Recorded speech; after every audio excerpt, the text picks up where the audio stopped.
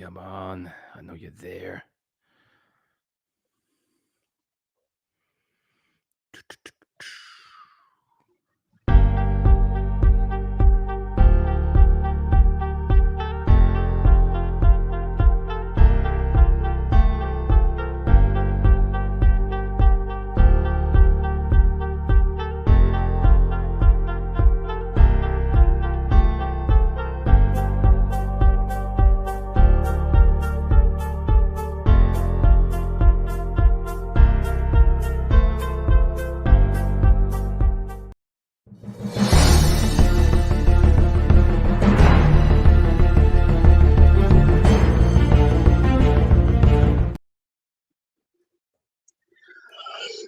Good afternoon or good evening, everybody. Welcome to episode 84 of the PrimeTime Gorehounds. Episode 84. I am PrimeTime James Thomas here with Mr. Gorehound himself, Paul Burt, from Davenport, Iowa, on my way to UK from Paul's way on this lovely Friday, April 12th. 2024, watching the classic, my favorite movie in the Halloween franchise. Some may say the best sequel in the Halloween franchise. Watching Halloween 2 from 1981. Got to be specific. The good one. Yep. And yes, this should be a fun one, ladies and gentlemen. We are live. Man, oh man, it was such a beautiful day in Davenport, Iowa right now. 70 degrees, sunny, can't ask for more. But Paul, it doesn't matter how we're doing in the U.S. The UK folk, I don't give a damn how we're doing in the U.S. in the U.S. But Paul, how are you doing in the U.K.? Well, we're doing good so far. I mean, I've just been, we've finally got some nice sunny weather for the first time in, 4 months. They say we're going to have a 3-week mini heat wave. So I'm like, cool, let's go, bring it on. And I just got back from the cinema. I just checked out this movie called Civil War. And yeah, it's a solid movie by Alex Garland and Kirsten Dunst in it too. And that on the side, I don't know, what else have I been up to? Let's see. Been playing a couple of horror video games and still soaking in the aftermath of WrestleMania 40 because that was a fucking damn good pay-per-view. Yes, WrestleMania 40 was a fun time. It's crazy. That's already gonna be a week tomorrow. Like Jesus, it already a week. Wow. What a week! But yes. If you want to know what I thought of WrestleMania, the rest of the fellas, head on over to the PrimeTime podcast on that's my main channel. A whole new channel now. Apologies, for deleting all the classics, but it's for the better. And I thought the PrimeTime podcast of coverage of WrestleMania 40 was a great time, and looking forward to SmackDown tonight. Where hopefully we learn who's Cody's first opponent is going to be. My pick either AJ or Randy Orton. It'll be one of those two. But I think it might be AJ. Yeah, and AJ's at that point in his career where it's not gonna hurt him to lose. He's AJ style. He's a made man. But yes, Halloween 2, 1981. Really quickly, like I said, I've said it a bunch of times on this channel. This is my favorite. Halloween movie in the franchise. It's the first Halloween movie I ever watched. Mm-hmm. Now I will concede that the first Halloween is the best. I will concede that Halloween 1978 is the best movie out of the franchise. But for me, my favorite is Halloween 2 because, again, I remember it like it was yesterday. I was about 6 years old.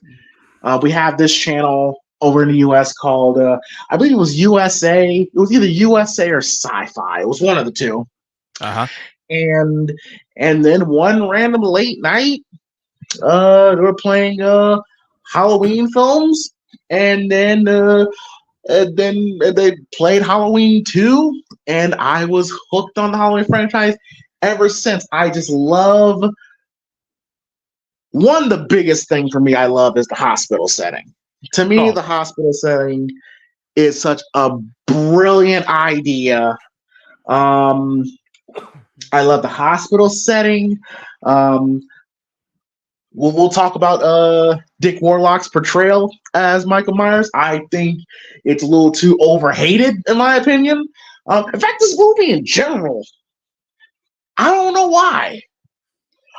And amongst Halloween fans, this movie has become very divisive why? because this is the movie that introduces the brother-sister angle. Oh, yeah, that's right. Yeah. And now, all of a sudden, even though before 2018 people didn't have a problem with it, but now all of a sudden, people are saying that, oh, it was a stupid idea. Now they're saying that it ruined the franchise, which you could make the case that it did, but And also, a lot of people now say that the recent 3 movies is the official canon to the original. Now they completely disregard the other sequels, including this one. that's a problem. That's a problem right there. But Yeah. but yes, we'll get into all that as we watch the film. Paul, your thoughts on Halloween 2, 1981? Well, for me, the first time I saw Halloween 2, believe it or not, I think it was in 1991, I want to say. It was a late night TV show on BBC One, and they had both Halloween 1 and 2 airing on the same channel back to back from each other, like one whole film in one. So that was how I first knew about Halloween, and of course Halloween 2. They gave us a double bill on one night, and it was ironically enough on Halloween night. So I was about, like I said, about 7 years old when I was first introduced to Michael Myers, and that's how I knew about these 2 movies at the time. And when I first saw this one, I just thought it was a pretty good follow-up. I honestly thought it was like one whole continuous story, even back then. Because like I said, the idea that they did both and it simultaneously worked together. So for the longest period of time, and to this day, I still believe that Halloween 1 and 2, it's basically one whole movie, but cut into 2 halves. And anytime I watch the original movie, I have to watch this one with it as just to make it has one whole story. But I remember when I first saw this one, I did enjoy it, and I did like how brutal some of these kills were. I mean, even back then for a 1981 movie, this was a pretty decent sequel, and the whole storyline angle with introducing them as Michael Myers as being and Laurie Strode being a brother and sister thing. Yeah, that came as a shock to me when I first saw it. I was like, so that's what's going on here. Okay. But yeah, you can see why some people were saying, there's some people that's like, this is a decent follow-up, but some people say this is like the beginning of what caused all the diluting of the Michael Myers character, where now he has connections with the family ties and there's a reason behind why he's doing all the shit he's doing. Whereas in the original, he's just basically the Shape. And I guess that was one of the reasons they did what they did with the 2018 one. But no, this was a fun sequel either way. Yes, indeed. Yes, indeed. So, all right. So I am watching this on Amazon Prime. Only $3 for Amazon Prime. Thank you, Jesus. Mm-hmm. And all right, and right where for some reason on my Amazon Prime it showed like the whole anti-piracy thing in the modern Universal. For Paul, it went straight to Haddonfield, Illinois. So where it says Haddonfield, Illinois, right when Mr. Sandman begins the classic tune of Mr. Sandman, which sets the tone for this movie so good. Right where it says Haddonfield, Illinois is where me and Paul are at. So 84 episodes in. If you don't know the rules by now, then Jesus, where have you been? But I'm gonna say it to you anyway. So this is for the new people. For the new people, that's a good point.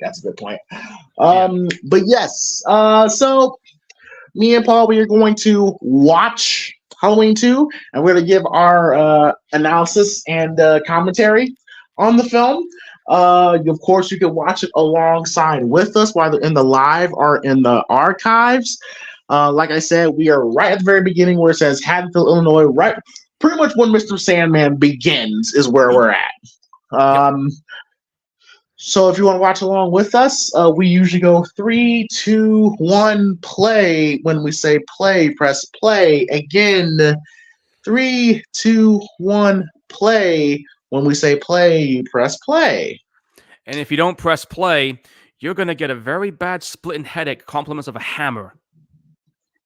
Or you'll get your face burned off. There's that too. Yes, indeed. Yes, indeed. All right. So here we go. And 3, 2, 1, play. And we're in. Let's see who's in the chat box here. What's up, Philip? And hey, Lou, how's it going? At least you got one of your eyes fixed.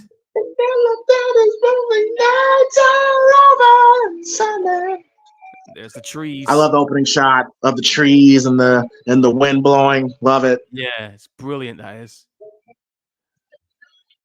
Now, what I absolutely love about this movie is the fact that it takes place immediately after Halloween 1. It kind of pulls a Phantasm before Phantasm, where it doesn't give you a chance to breathe, doesn't give you a chance to settle in. We're straight back into 1978, which is great. Yeah, and there we have diving in. The last time we'll see Kyle Richards till Halloween Kills. Yep. And there's Mike taking. But yes, and there's Nick Castle. Last time we'll see Nick Castle as Michael Myers till Halloween 2018. Yep. Yeah, they couldn't bring him back because at this point he was starting his career as a director. I think he was already filming, directing a movie by this time, so he wouldn't be able to come back. Yeah. So they got Dick Warlock. Yeah, Dick Warlock. I think he did a pretty good job as Michael Myers, in my opinion. I thought Dick Warlock was fantastic as Michael. He was a little on the short side, but it still worked. Turns out also he was a stunt coordinator for Child's Play 2 and 3. He was in The Running Man. He was a stunt guy. Yep. Yeah, he was in Friday the 13th Part 5 as a stunt coordinator. Escape from New York. So this guy's he's in Halloween 3 as one of the androids. Oh yeah, the one I think it's the one that lit himself up in the car. No, that's not him. Oh, I thought it was. My bad. Now I will say what I thought was goofy was one, he didn't shoot him 6 times, it was 7. And I do like the fact we saw from another angle of Michael falling off the balcony. You could tell he just went up a ramp. Yeah, but pretty much. I always thought it was so cartoony when Dr. Lewis goes out and in the front, you see his imprint in the grass. Like that. I always thought that was so goofy. Such a Looney Tunes moment right there, man. Like, we're on Looney Tunes when every time they ran through a wall, their imprint would be in the wall. It's like, no. It's like that. He was not in the ground that long to leave an imprint. No way. I do like the fact that the realization that he's bleeding. Love it. Yep. Well, he is human, I think. Would you say he's human at this point? He's not human. Well, he's human, but there's a supernatural element to him. Yeah. And call the police! Tell the sheriff I shot him! You don't know what death is? How true those words are. 11 movies and 40-odd years later. You don't know what death is? Yeah. And it jumps right into the intro. Love it! And there it is. Mustafa Akid presents.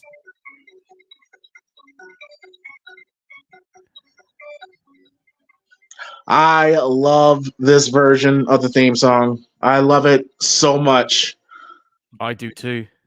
it's still the same, but Alan Harworth, who was pretty much John Carpenter's right-hand man for years on the score, Yeah, he just added the synthesizer to it, what makes it sound a lot more sinister.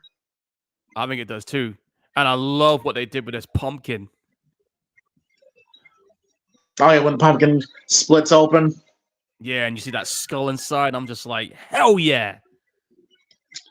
Yeah, the skull, pretty much, implying the one, Sean, that they got just a little bit more money to play with in this film, and implying that this movie is going to be a lot more violent. Because keep in mind, this is 1981. This is when the slasher genre was beginning to take off, and John Carpenter specifically wanted the movie to be have more blood in it because of the success of Friday the 13th and all those movies. Was like,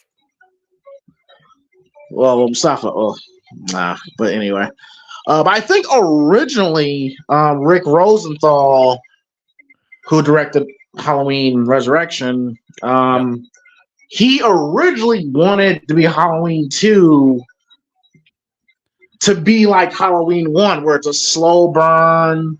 It's like a roller coaster. He originally wanted to be like the original Halloween, but John Carpenter, who saw how the slasher genre was going, he was like, "No, we gotta pick up the pace. Pick up the pace in this movie." Yeah, and keep in mind, afterward, this came out a year after the original Friday the 13th did, because Friday the 13th came out a year after this, before this one. Came out in the same year as Friday the 13th Part 2. Yep, and that too. Oh, so, the skull, the pumpkin opens. I love it. So badass. And think about this too. You know that carnival costume has a skull mask, so I guess I'm kind of associated with that a little bit, with the whole death thing. Dean Cundy, director of photography, greatly missed. Yeah. Oh, I just love that way the camera's just zooming in on that skull. So cool. Cool. Written by John Carpenter and Deborah Hill. Deborah Hill producing it along with John Carpenter. I think the very last time. Wait, no, because they were involved with Halloween 3 as well. Yep. And Rick Rosenthal directing it. And then we're going right into the fucking POV. We're back. Shot. Yes, we're immediately back. We're immediately back to 1978. See Michael's point of view, which we didn't get enough of in the 3 films by David Gordon Green. We didn't get a lot of that at all, man. Except for that one continuous shot in the 2018 film, and that was about it. Yeah, but what I do love, like what I just absolutely love about this, it's like it was filmed in 1981, but this movie does a great job of making you believe this is that same night, 1978. I think a large reason because of that is because of Dean Cundy, and I do feel, I think Halloween 2. He's not human. I shot him 6 times. Yeah, you did, but unfortunately, you didn't shoot him in the head. And even then, that's a real life reaction right there. Like, imagine seeing that. Like, one, you see the patient that you knew would be like this in a murderous state. And you shoot him, and he gets up and walk away. Bro, I'll be freaking out right now if I realize he's got up after what I just put him through. I'd be freaking out at that point. Oh, Night of the Living Dead, classic movie. The movie that started the whole, I guess you could say, modern horror, and of course, the modern zombie horror that we all grew up watching today. They're coming to get you, Barbara. Stop it! You're ignorant. Look, there's one of them now. Stop it! You're acting like a child. And then they did that 1990s remake that Tom Savini did, which I thought was pretty good. Ooh. God, look at that block of ham. Jesus. Oh, that makes me hungry to eat it right now. And the way he's just standing there, like, "Yep, I got the knife. I'm on my way." That's a great shot. That's a great shot. Yeah. So he knows the cops are onto him just when he saw that little bit of snippet on the news, but he doesn't care. But here's the thing, like now, Dick Warlock, okay, he gets criticized, for they call him Robo Myers because they say he moves like a robot. But look how he walks here in this backyard here. Like that feels like Nick Castle. I mean, look how he walks. I don't see anything wrong with the way he's walking. Like that, I would believe that's Nick Castle. This guy clearly has done his homework. But here's the thing though, because people like to say that I love when Michael's walking and he stops right when he's in the dark. Yeah, he's right. You can see him, but she can't see him. That's great. That's perfect. That's perfect. You wouldn't think he was there because you'd think he was part of the bushes or some shit. No, for the longest time, I thought this girl here, I thought was Demi Moore. When I was young, I thought this was Demi Moore, a young Demi Moore. Well, you'd be right to think that too, especially with the way she looked. Yes, I thought there were young Demi Moores in this. Yeah. Speaking of Demi Moore, I bet you didn't know this. You remember the original movie poster for I Spit on Your Grave, and you see that woman's back holding a knife? Yes. Who do you think that was on the poster? That was Demi Moore? Yeah. Well, that's very random for her to do posters for B horror movies, but okay. I didn't know until like later on that was her on there, and I was like, "You're joking. Show me the proof." And then it was admitted, and I was like, "Fuck!" And he's just coming the door. Oh, I'm not there yet. Casually just moving in. Oh, you're ahead. Fucking hell! All right, I've just paused it. Yeah, we just opened the door, and I love how the camera doesn't rack focus on him. I love how he's blurry. They easily could have put focus on Michael, but they didn't. I love that. I love that creative choice there. Yeah, they could have done it, but I like the way they did that too, with the whole keeping him like distorted. You know he's there. You don't need to see the detail of him being there, but you know he's there. It's a good editing choice.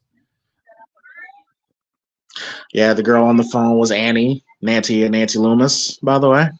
Mm-hmm.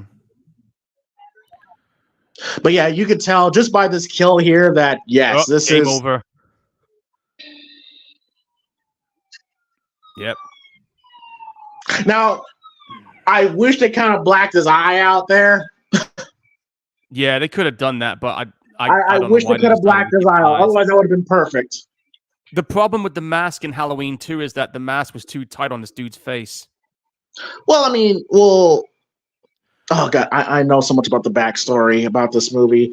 You do realize that's the same mask from the first film, right? It didn't look like it when I first saw it, but now that you've just told me.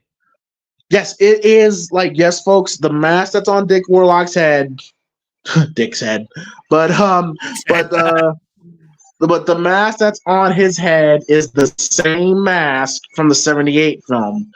But the story is that Deborah Hill kept the mask. Kept the mask, put it in a box, and put it under her bed for 3 years. So you got that, the natural aging, and apparently Deborah Hill was a heavy smoker. Yeah. And that's what kind of discolored and distorted the mask. But yes, folks, that mask that he's wearing, the mask that you see in his thumbnail, is the same mask from the first film. Wow. Oh, and there's Bud, who 10 years later would end up being a serial killer, partnering up with a maniac cop. Yes. So now we know what do you know the story? And do you know the story about how Dick Warlock got the role of Michael Myers? I heard bits and pieces, but you might as well go ahead and tell me anyway. So Dick Warlock, who was a stunt coordinator, really wanted to play the role. And this is during the time when they couldn't really figure out who could play Michael Myers because, that's, like I said, Nick Castle was not available to do it. So Dick Warlock kept on bugging Rick Rosenthal. Like, come on, let me play the role. Let me play Michael. And then Rick would like, no, you're too short, yada, yada, yada. This was going on for like weeks, right? Yeah. And then Dick Warlock finally was like, okay, I'll show him. So he went to a room. I think it was like the room where they had like all the outfits. And then they said Dick Warlock went the old razor blade and the candy urban legend. I've actually had that happen to me once. So it's so it was real. Yeah, I remember it was in there and it actually did get caught in the bridge of my mouth and it sucked. Oh man, people are such assholes, man. You're an asshole if you ever did that, man. That's all right. I got him back later on. Oh, so you knew the person? Yeah, I knew who did it because I knew it was like an asshole. So that's all right. I got him back. I put a little something in his school. Don't incriminate yourself. Don't incriminate yourself. All right. So anyway, there's Jamie Lee Curtis. You know what's funny when you see her? Yeah, you can tell she's traumatized and she's got like a cut arm. And then you look at the Jamie Lee, the Laurie Strode version in Rob Zombie's Halloween 2, and she got fucked up. You know. You want to know? I noticed the visible wig on her head.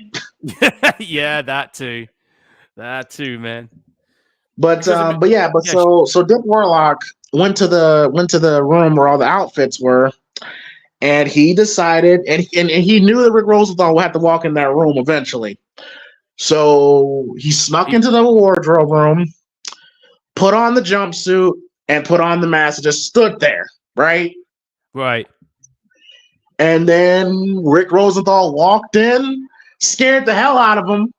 And Rick Rosenthal looked at it and they're like, all right, you got the role. You got the job. That's it.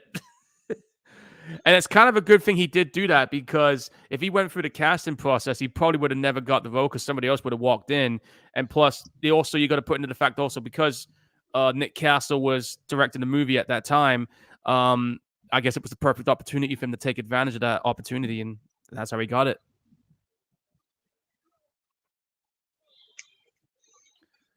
And I think also, yeah, I'm just checking in the information of this movie. Yeah, you did say this movie had a slightly bigger budget, which is true, about $2.5 million. Yeah, $2.5 million, yeah.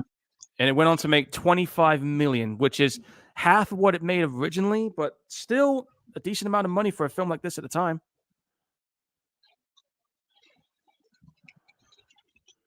The late 70s, early 80s, where you have drunk doctors. The only doctor in the building is drunk. You still let him stick you with a needle. Yep, I've seen those experiences back in the day. I love this scene. I love this scene so much. Put the light there by those trees. Oh, dude, I was laughing my ass off when what comes up next caught me off. I was like, he killed Ben Tramer. Like, now, of course, if I'm Ben Tramer, I'm walking away too. Like, if some crazy old man came running at me with a gun, I'm going across the street too. And I love how Ben Tramer looks back at him like, what the fuck, bro?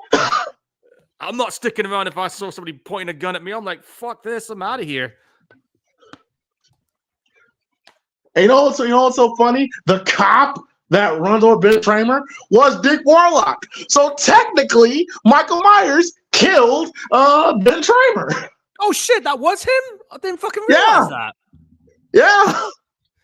That's a nice casting twist. So if you want to get technical, Michael Myers did kill Ben Tramer.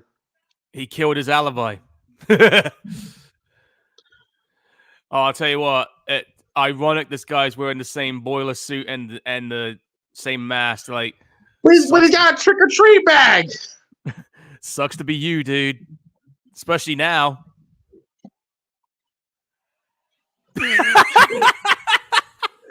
Yo, Doc was about to shoot him in the street, bro.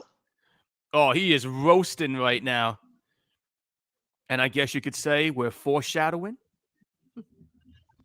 That's nasty. That's a terrible. Yep, that's Dick Warlock getting out the car. Yeah, that's a terrible way to go. Terrible way to go. Especially when you got a rubber mask on your face. You know that's melting on you. Ugh. Man, that That is so fucked up, man. I know, right? I didn't even fucking realize that was him as a sheriff as well. I only just realized it. Like, shit. Bro, I cannot imagine what was going through Ben Tramer's mind, bro. Like his last thoughts were like, dude, why is this old man chasing me? And then all of a sudden this car just runs you over and you blow up, bro. Like, god damn. Yeah, like I said, sucks to be him. That is a horrible. Damn, I feel bad for Ben. And he just found out that Laurie Strode liked him too.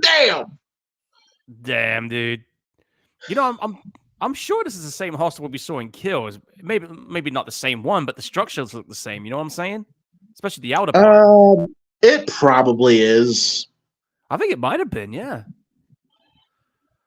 But then again, it's like what, 43 years since this one? Yeah, 43 years. Oh, here's a Lance Guess, creepy ass. I'm sorry, he's a low key creep. Okay. Well, I think him working as a paramedic, I guess he figured it was a good way to cop a feel. Like, yes, I get Jamie Lee Curtis is hot. Yes, I understand. Yo, but touching her while she's sleeping is I don't know if that's the right way to go. Well, you remember that one person that was on 1,000 Ways to Die? He had like a foot fetish for those that was out cold, and one of them caused a reflex that kicked him in the face, and it caused him to choke on his lollipop, and that was it. It was a wrap. Like even the nurse know how Jimmy's about. Like, Jimmy, leave her alone. Yeah, she's like, dude, we need to talk. Get out here.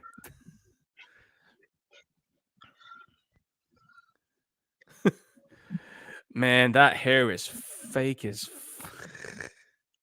Yeah, because at this point, Jamie Lee Curtis cut her hair. I think before this, she did The Fog, and her hair was short.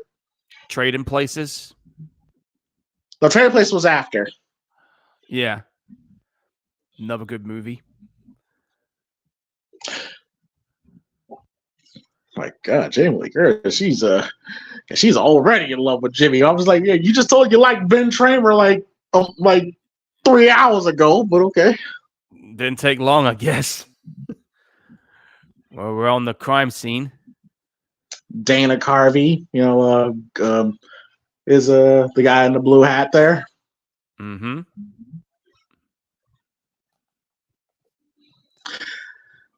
Now, I will say this, Paul.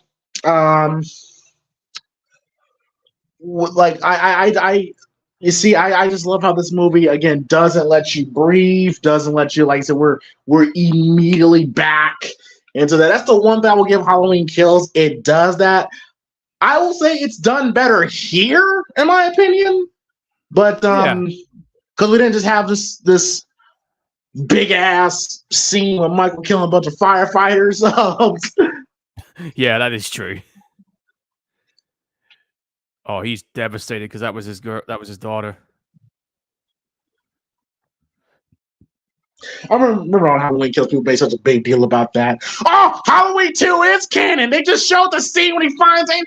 I'm like, okay, yeah, sure, but I think they put that in there because they wanted to show that would be his eventual reaction to seeing Annie. Exactly. Not because Halloween 2 is canon, it's because it's showing that would have been his reaction, regardless. Yeah, it would have been that either way, isn't it? So I just see that EJ just said he remembers that show 1,000 Ways to Die. Yeah, I missed that show. And I see that Lou's in the chat here too, along with Philip. How you guys doing?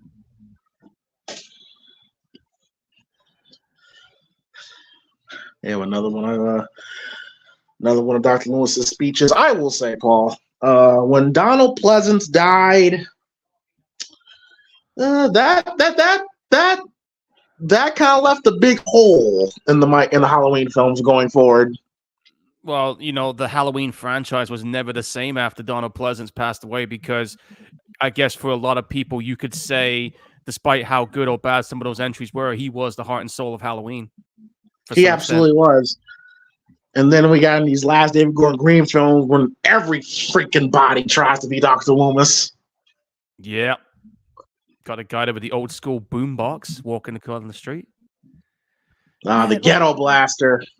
Yeah, such a different time back then, man. Nowadays, I'm walking around with an MP3 Walkman with a couple thousand tracks. Back then, you had to have a cassette player and a backpack full of cassettes or CDs. Which, by the way, is Dick Warlock's son. Oh wow! Yep, that's his son with the ghetto blaster. Cool. And they have that nice. That is such a. That is such a. What's that? They have that nice little moment that's coming up as well, where he just kind of bumps into him, like, "Oh, sorry." And it's kind of goofy that Michael doesn't happen to be there, but they had to find some way to have Michael get to the hospital knowing Laurie's there. Oh yeah, true. Here we go. Guy's walking around with his ghetto blaster. I pause, so I'm not there yet. Okay, I'll pause it right about. The girls just got into the car. I've paused it. He just bumped into Mike. I don't know how I got ahead again. God damn it. All right, the girls just left. All right, we see Dick Warlock's son. Yep. With the ghetto blaster. There is one survivor, 17-year-old Laurie Strode, who was found directly across the street from the house where the murders took place. The teenager was taken across town to Morrow. Boom, right there. Right. Give it a couple seconds. Right. That's how he now must have what knew makes about the this scene. And what makes this scene so creepy is just how easily Michael blends in. Yeah, because they just think he's a regular Halloween participant. Yes, he is just walking amongst the people. Yeah. It's so creepy. But he makes it look and we don't get this shot like this again until Halloween 2018. Yeah, it wasn't until 40 where we kind of follow him. Yeah.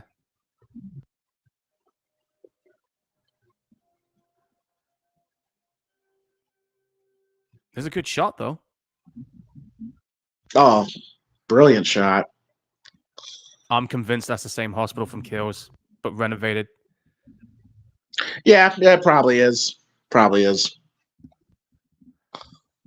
Yeah. Oh, I love the shot of Michael on the side mirror. Oh yeah. That's a nice shot, I gotta admit. Just wish they black out his eyes, but yeah. Why didn't they black it? Never mind. Well, I know some of Rick Rosenthal movies. Like we visibly see Michael's eyes in both films. I mean, even but on Halloween Resurrection, he had his eyes painted around. Oh yeah, emo Myers, yeah. Yeah. Basically, he basically blacked out his eyes. Oh, we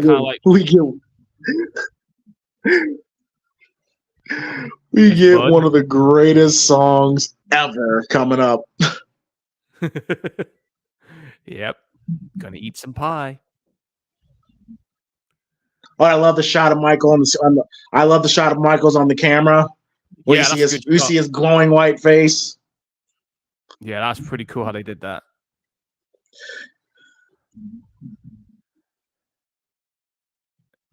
And there he goes.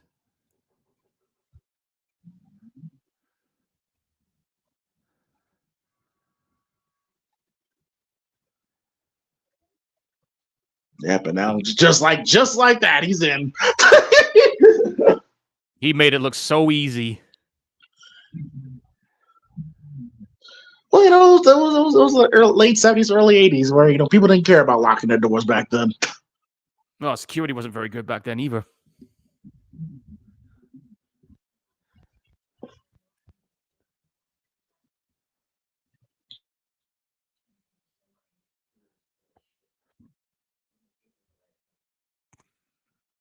Mm-hmm. Just seen it. The good old night shift. Shout out to all my night shifters.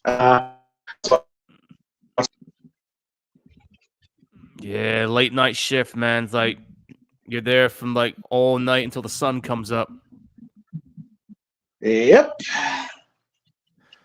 I don't know if I could do it. I mean, I used to stay up late a lot back in my younger days. The fact that I was able to stay up for 2 nights in a row for WrestleMania was a bloody miracle. But I don't know if I could do it. If I could still do it on a 24/7 basis. I get it.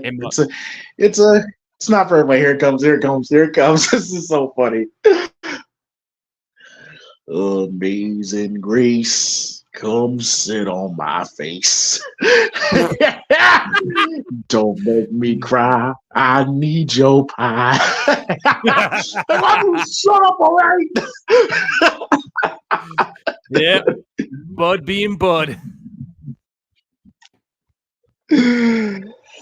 Oh man, Lance Guest. Yeah, I remember him. He was in Jaws, Jaws: The Revenge, The Last Starfighter, which Yep. I believe, I think Nick Castle directed. I think he did. Yes. Let me just check. Yeah, so he had a pretty. I mean, not so much nowadays, but yeah, he had a pretty decent movie career in the 80s. Yeah, he was in Nick Castle directed The Last Starfighter. I ain't seen that film in bloody ages. I just love these point of view shots of Michael where we see where he's at. Feels like I'm playing a first person video game right about now. Oh, and just the symbolism of Michael with the babies. Oh. Yeah.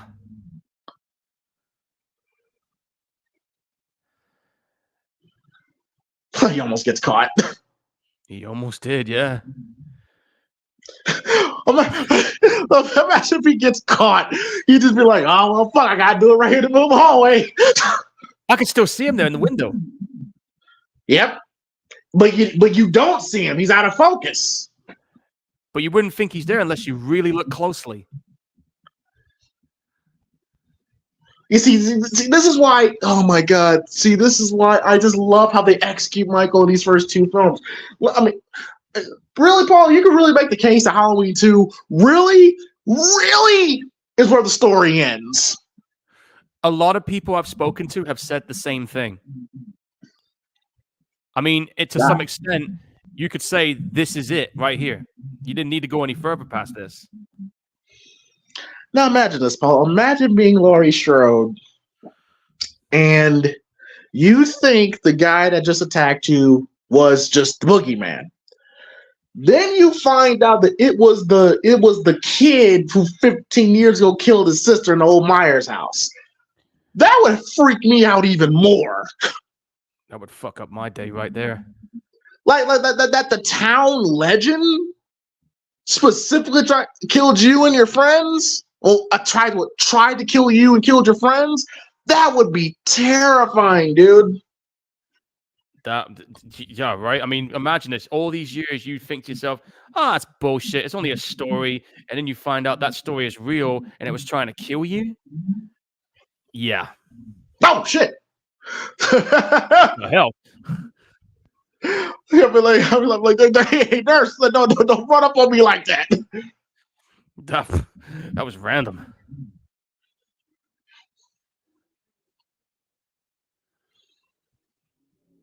It's a fine-ass black nurse. Yep. Couldn't believe they had Octavia in the Rob Zombie's Halloween 2. Yes, Octavia before her Oscar win. Yeah. Yeah, one of the more she was a part of the best thing about that film. That whole 20-minute sequence. Well, 10-15 sequence.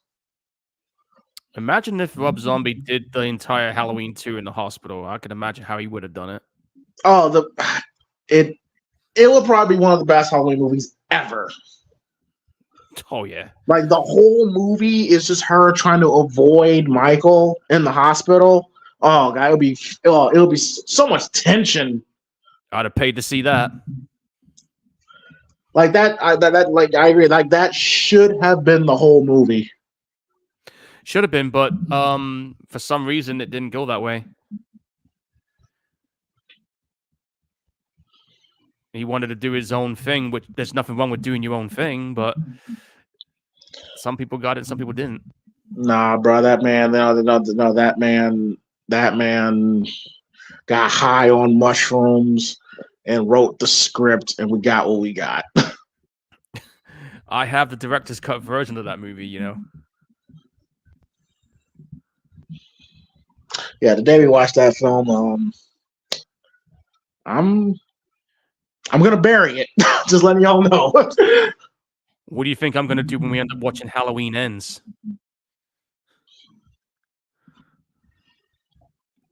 I don't know how to work this walkie-talkie.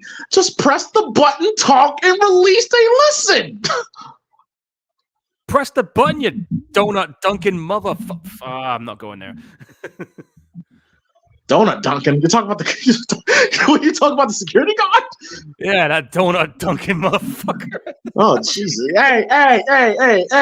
Hey! Don't be talking crap about security officers, bro. Well, some security guys can do their jobs pretty well, but this guy, how did he get the job? Oh man, I could go. I'm gonna leave it alone. You got spooked by a cat. There you go. This guy shouldn't even be on the job. But I'll be scared too. I'll be spooked if it wasn't a cat, it'd be something else, but okay. By the way, you're definitely way ahead of me. I like the cat. The cat just now jumped on him.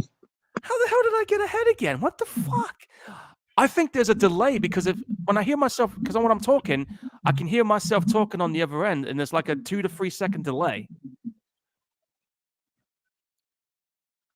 Why did I just wind back? My fucking remote just decided to wind back with the cat spook again. All right, well, whatever. I'm a few seconds behind now because of that. That's cool.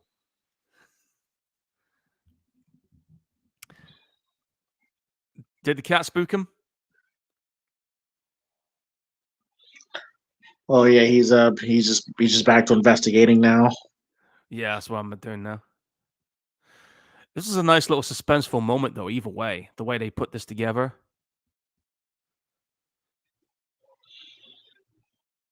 Yeah, Michael broke the lock. Michael broke the lock with his bare hands. That's almost impossible to do with a padlock like that. You'd have to be the damn Terminator or something.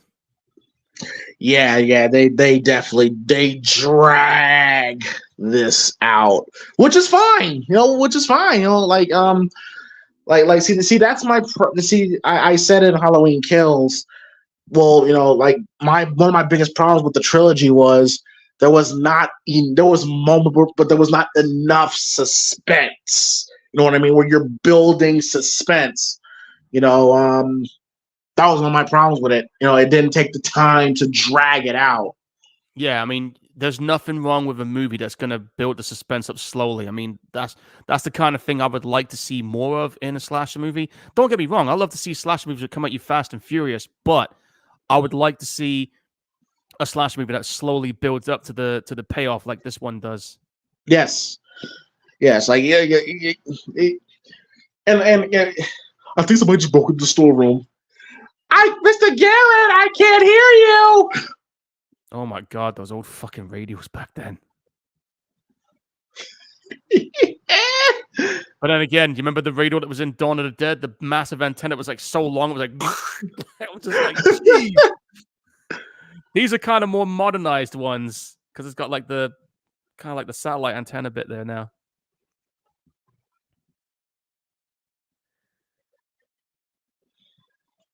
You know what's so great is that I think Halloween 2 kind of had like a poltergeist situation where Rick Rosenthal he did direct this movie.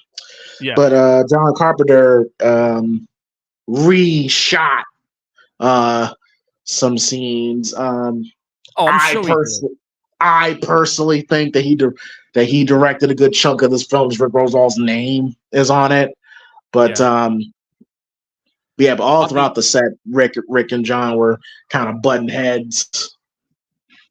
Yeah, they had their own like ideas of what they wanted to do, and there was definitely a clash amongst them. I think this was pretty much a John Carpenter scene we're looking at right now.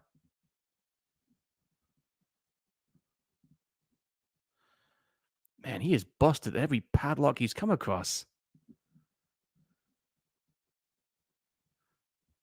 With his bare hands. Again, you're going to have some serious strength to do that.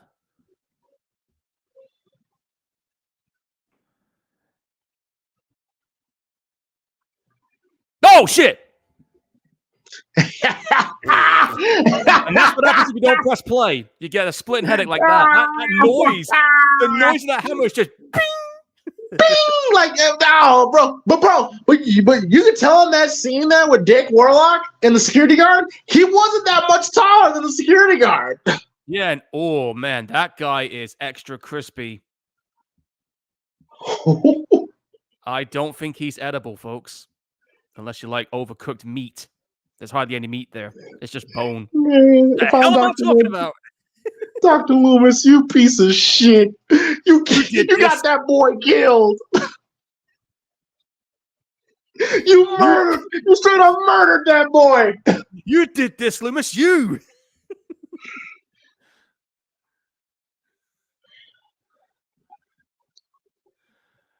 Jeez. Well, you can stick a fork in that dude. He's definitely done.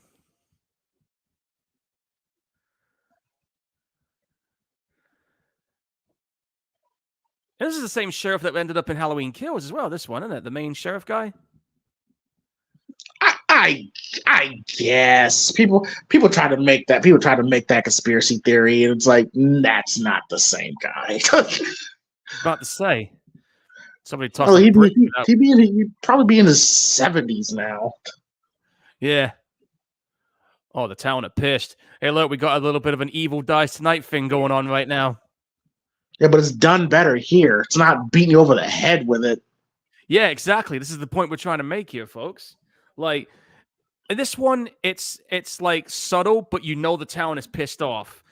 When you see what happened in Halloween Kills, like, it was just getting stupid. The tribe! One of their doubles was butchered! This is a wake!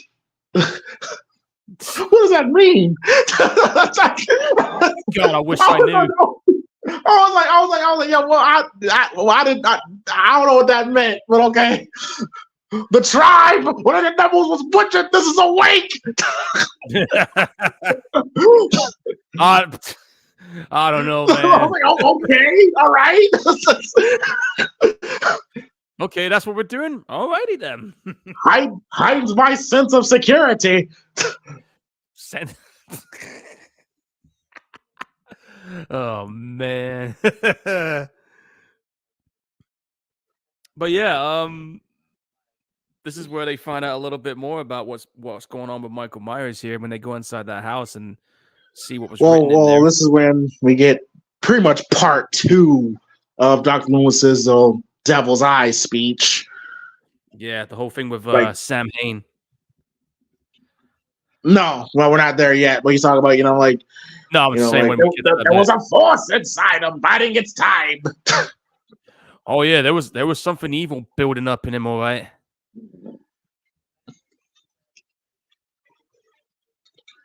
Man, I'm telling you, man, these Halloween movies were never the same after he passed on, man. Yeah, it was I agree. Never has been the same. It makes you appreciate the earlier movies more, even the shitty one like Part 5, because of because of Donald Pleasance. And he loved this role. Like he absolutely adored this character. He loved playing Dr. Loomis. He said if he could go, he said this, like he would play him the rest of his life if he had to. Well, he said he would go ultimately until he dropped, and he kept his word on that. So the time is a little after 11, he just said. So by the time Michael did what he did and attacked Laurie, shit, that was probably early in the evening, like maybe like 7 or 8 or 9, like 7, 8 or 9. Like, yeah, like you would think, 8 o'clock. Like you would think that it happened like around like 11, 10, 11, 12. Like, no, it was probably very much early in the evening when that happened. Yeah. Like I said, at least like 8 o'clock or 9 o'clock, because the kids were still awake at that point. That is, oof. That's scary to think about. I know, right? Have you ever been to a hospital that's been this deserted? Yes.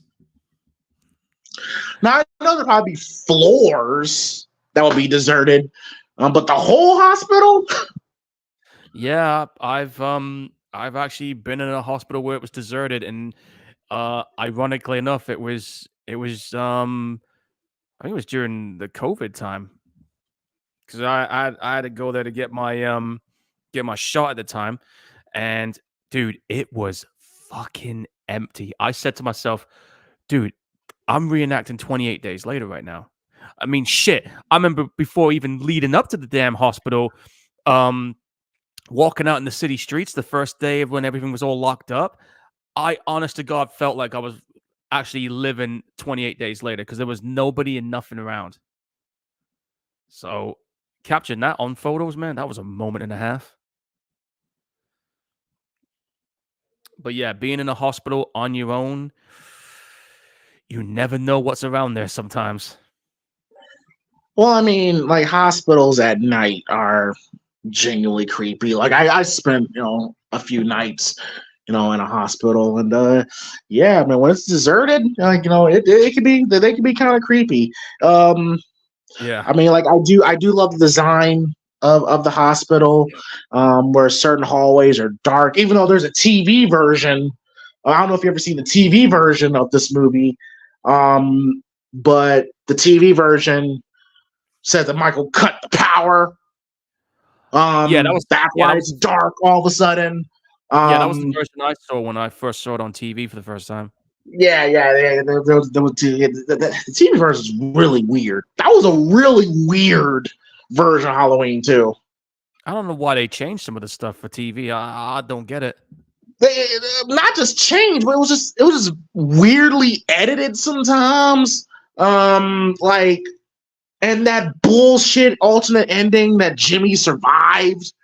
And she holds his hand like, we made it. It's like that was so bad. Oh, here comes that dream sequence, man. Well, I love these shots of the hospital. The way he's staring her down. Yep, that's our first clue, folks. With that blood dripping as well. Now here's my thing, Paul. Okay, Lori here looks at least maybe 8, 9. You would think she would remember this. I mean, yeah, if it's only been 10, 12 years, you would still remember. I mean, I ain't gonna forget something like that anytime soon. Like that's what some people's problem with this. Like, wait, how do you not know that's your brother? Didn't you visited him? You have a psychological block, maybe? That can happen sometimes, but yeah, still. That's where I'm like, wait, huh? How do you not know? But she doesn't know that Michael, that guy that's coming after her, is his brother or her brother. She doesn't. She doesn't know. She doesn't remember about seeing him in the fucking hospital, and he gave her a weird ass look. Yeah. Oh, bro. Stasis baths. The TV version.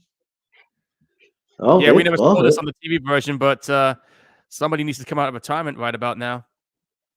Wait, hang on. Unfortunately, I don't have the video, but shit. but it is show. But apparently, wait, hang on. Apparently, it's gonna be. I haven't seen it yet, so. Okay, she just removed it. Oh, nice! It's showtime. Damn, I'm ahead again. What the fuck? Well, according to Leo Rossi, apparently that water was freezing cold. Oh, that's the worst. It was freezing cold in there, bro. Like, and the lady here, she was kind of uncomfortable, showing her breasts. But Leo Rossi kind of, kind of warmed her up to it. But she was very uncomfortable doing that. But yeah, but them making out in the water, apparently it was super cold. Oh, dude, I'd be saying turn the temperature up a little bit. There is no way I'm freezing my nuts off in that tub.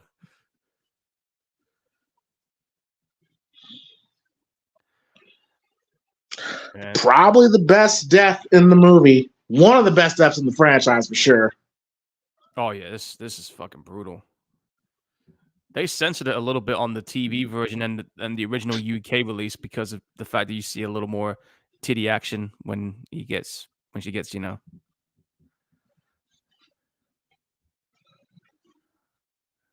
And again, I just love how, again, it's blurry in the background whenever you see him. You see what's happening, but you don't get a good look. She's choking him out. That's how you shoot Michael in a Halloween film. Make him literally be the shape. Yeah, and that's what. How did Bud not see him though? I don't know how the hell he wouldn't have seen him. I mean, he was fucking right there next to him. But Dick Warlock is not that tall. Like, he's not that tall. He's got to be about at least 5'9", 5'9", I think. About my height. And Michael playing mind games with people again. This is very interesting. Him, touching her. I thought it was very interesting. Yeah, like what's going through his head here? How does she? Well, she gives Michael's hand a blowjob. That's probably the closest he's ever had to some romance.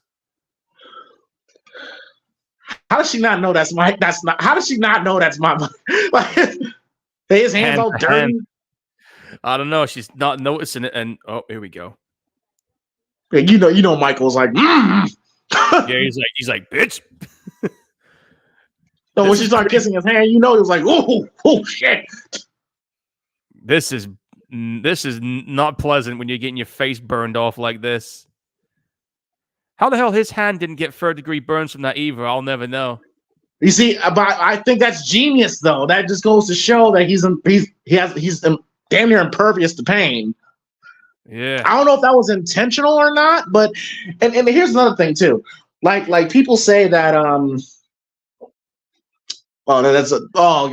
her face looked like pork rinds. But yeah. But that's such a he holds it there. Oh, brutal.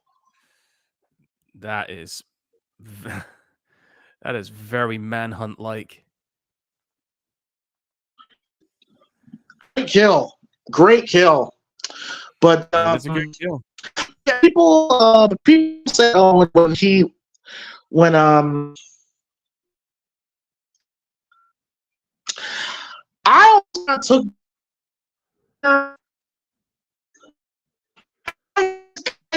that as, again, that childlike curiosity with him, where he just kind of wants to see what it's like to touch a woman, because he's never touched one. Like, well, he did, obviously, killing Annie and them, but like in a sensual sense, like, yeah, I think he just kind of wanted to know what it felt like, Yeah, it was kind of like a human moment for him. Kinda, like you can, or you can say he just did it just to fuck with her. But if you, I just think he just wanted to see what it's like to touch a naked woman's body. Yeah, he's got. It's kind of like with Have you ever seen The Elephant Man? I've got the movie. Okay, so when the scene when he asks Mrs. Kendall, to get naked in front of him. Yeah. It's kind of like that. We just kind of wants to know what it's like. You know what I mean? Yeah. I mean, dude. I know The Elephant Man's not a horror movie, but that movie, dude, that's one of the few movies that will actually make me emotional because of what it's about. You know what I'm saying? Yeah. I mean, the fact that he's gone through all that shit and then he goes for even more shit. And people, there are some people that's trying to make his life as comfortable as they can. He just wants to be accepted. And then that part at the end where he wants to try and sleep like a normal person, knowing full well it's going to kill him. That was heartbreaking. Because you knew it was going to kill him when he did it.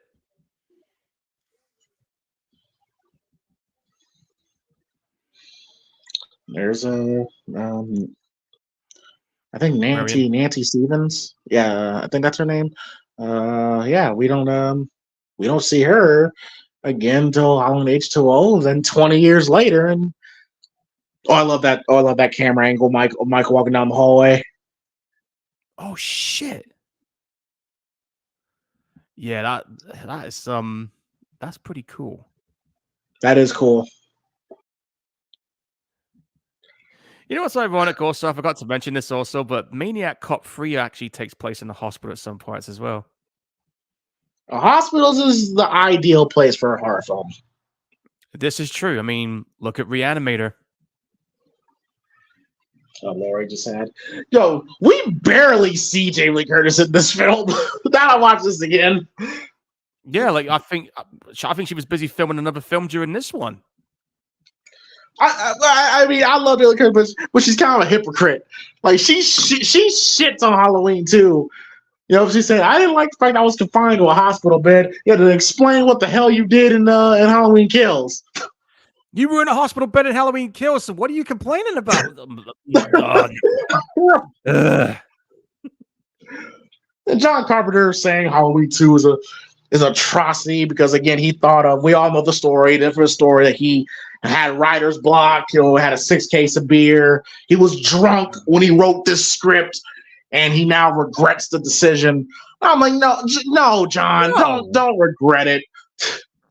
No, this movie's all right. What are you talking about? He regrets the decision because that was not his original plan for the franchise. He just wrote that because he had nothing else to write about. But I think it works. It works. Sometimes you got to be a little shit-faced to make something creative.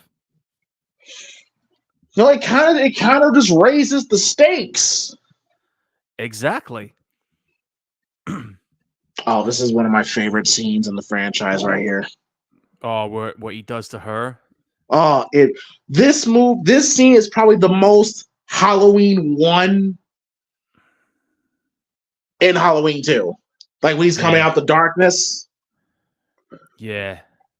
And when he comes out the darkness, you could see the 78 mask. You could see it. Damn. Right. Oh, I love this. I love this.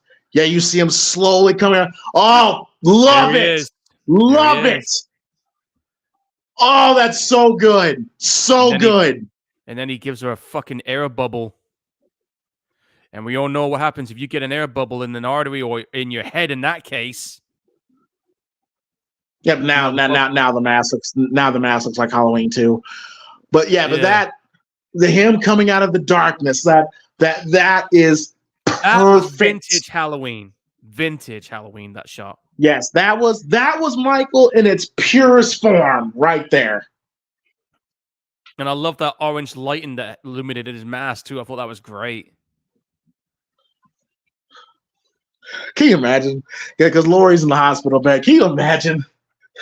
Can you imagine how pissed off Michael would be if she just died? If he just walked in and then she just died. She was just dead right there. She's like, "What the fuck?" He'd be like, "Fuck, I missed it." He'd be like, "Oh well, back home then. Guess I'm going home." No, fuck that. No, fuck that. I'm killing somebody else. Like, nah, son. Like, no. Yeah. He's like, "You ain't stealing that from me. You ain't taking my moment from me." Yeah. If I was Michael, I would be heated. You can imagine me. I'll be fucking fuming. And this is another thing also. This is the only Halloween movie I know where his main weapon is not a kitchen knife, but a surgical scalpel.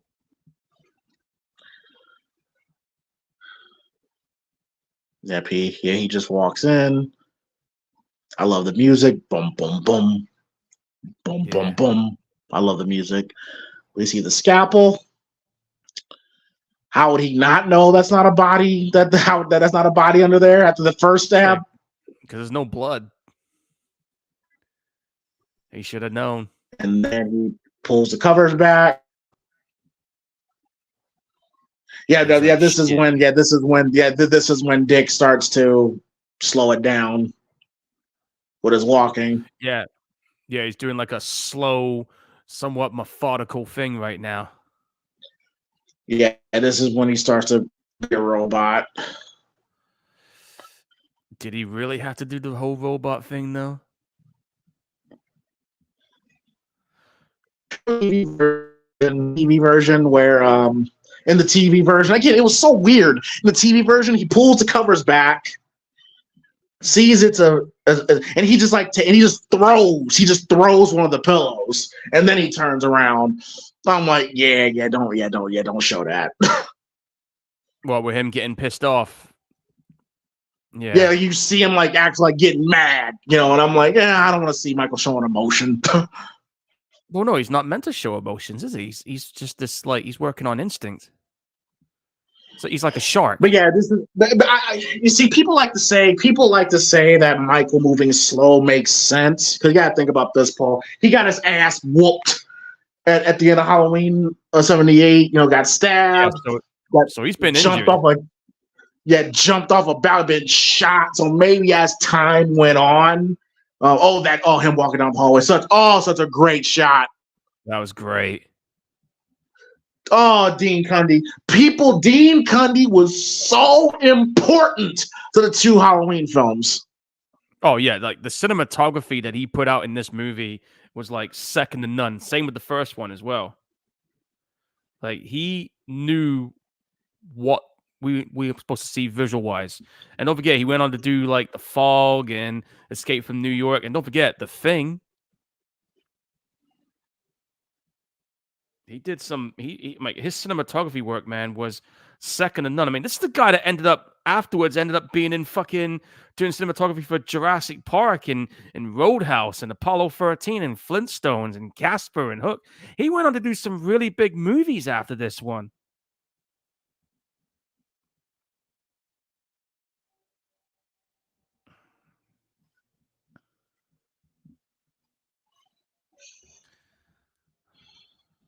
Oh yeah, there is. Oh, in the TV version. I'm sorry, I keep mentioning the TV version, but it was just so weird. Where in the TV version, that scene when Laurie, visits Michael when they were kids. Yeah. You hear of Jamie Lee Curtis doing a voiceover, acting as little Laurie, right? Yeah. And she's like, "Please, Michael, I'm your sister. Please don't hurt me, Michael. I didn't do anything. Please don't hurt me." I'm like, what the fuck is this? Whose idea was it to put that in there? Paul, I'm not kidding. I'm sure, Paul, you can look it up on YouTube. There is a scene where you can Jamie Lee Curtis doing a voiceover as young Laurie talking to Michael. Wikipedia. I'm literally reading it on the Wikipedia right now. I can't believe they actually fucking did that. No, fuck reading it. Listen to it. It's so ridiculous. It's ridiculous. I'll have to look it up when all said and done. But when you watch that scene, you'll be like, man, thank God they cut that. I don't even. Well, now that you've just told me, I think I'm better off not hearing it. Yeah, probably a good thing. It's so stupid. I'm glad they cut it out. Like I'm saying, the TV version of Halloween 2 is, I'm telling you, it is weird, man. I don't know why they did it. I mean, I do know, though, that they have added the TV version on the Blu-ray Collector's Edition that Scream Factory did. Ugh. But they've added, like, they got two versions of the movie. That's the one thing I love about Scream Factory, that film company. They've been re-releasing all these cool 80s horror movies and just putting them in, like, these collector's editions that you wouldn't normally find on films like that. And that's one of the things I like about it. I mean, fuck, I got the director's cut version of Nightbreed by them, which is like 120 minutes compared to the one that we've watched. Oh, that shadow shot there with Mike. And again, he's Yeah. In the shadows. you can see how short Dick Warlock. You can see how short Dick Warlock is, though. I told you he's the same height as me. At least. Because I'm like 5'10". I'm 6 foot when I got boots on, but yeah. Okay, he's not in focus. But when she walks away, they put it in focus. No, I would have left it out of focus. I should have kept. Yeah, I would have kept that out of focus. See when the nurse walked away. See when the nurse walked away, they put him in focus. Yeah. They should have just kept him like out of focus. Yeah, just kept him out of it. Just keep him out. Like, we know he's there. Yeah, so that's kind of like a slight like cinematography error there. That would be scary, man. Just just a deserted ass hospital. Oof. Oh, damn. I'm sorry, but I can't stand people that breathe that shit so much. Yeah. You breathe out of his mouth. Like, look at, close your mouth. Close your mouth, dude. And all that blood. Did Mike do that, or did she do it herself? Paul Mike did it. Come on. I know, but you never see him doing it. We don't need to. Fair enough. That's a lot of blood, though. How he didn't slip the first time is beyond me. Oh. Hey, your mic just nuked then when he was about to say something.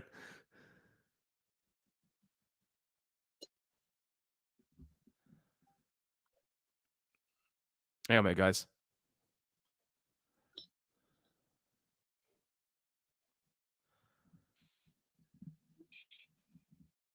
How you doing? Well, anyway, yeah. But they had to add.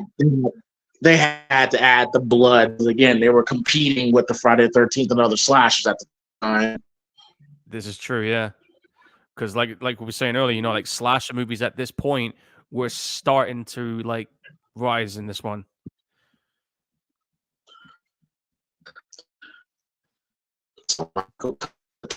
Wouldn't the car still start though? Or your tires not working? I think so. But you're gonna have a hard time maneuvering with flat tires. It's almost impossible. I'm not sure that Michael's not a soulless, mindless killer. He actually is. He has a brain on him. Yeah, he knows what he's doing. Even though the visual of Michael walking car tires is hilarious to me, but it'd be so dumb to see him actually do that. But yeah, you can imagine. He's like, yeah, I'm just gonna pop these tires here. We don't need to see that though. So, but we know he's gonna do it. Lori, wait, Lori. Ah, shut up. We're not there yet. It's coming up.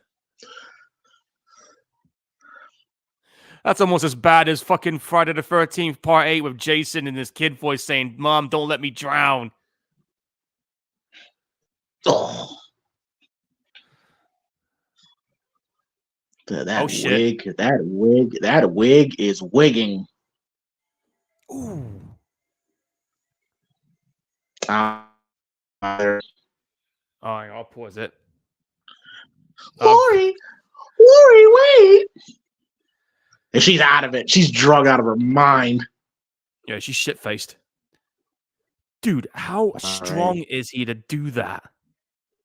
Yeah, he just behind.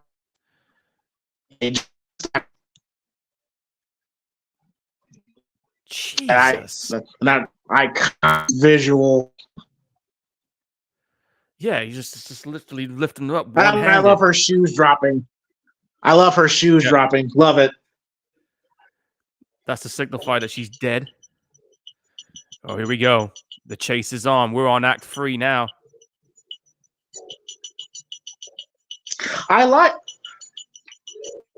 I like the remix that Alan put in the Shape Stalks theme with the synthesizer.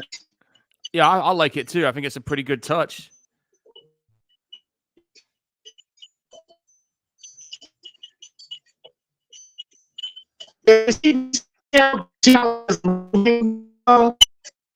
Yeah. Hang on a minute, James. Your microphone's nuking. I think it might be because of the music synthesizer's kind of messing with it.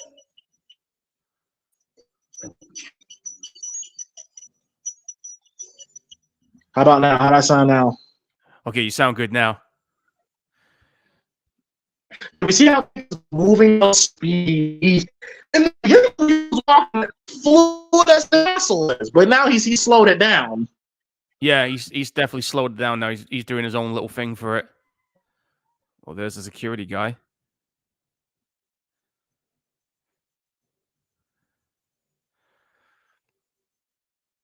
Man. That shadow shot, that was perfect.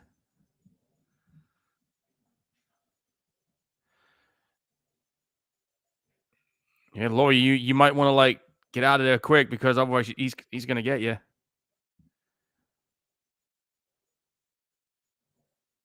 Oof, almost had her. Almost had her. I don't know if your mic's still on or not, James, but hang on a minute. Oh, I think StreamYard kicked him out. He'll be back on in a minute. But yeah, as you see, guys, Laurie is trying to get away from Michael Myers here, and I just love the way they're just doing this whole chase sequence, man. They're just building it all up and everything like that. Like that is how you build a suspenseful chase sequence for folks out there.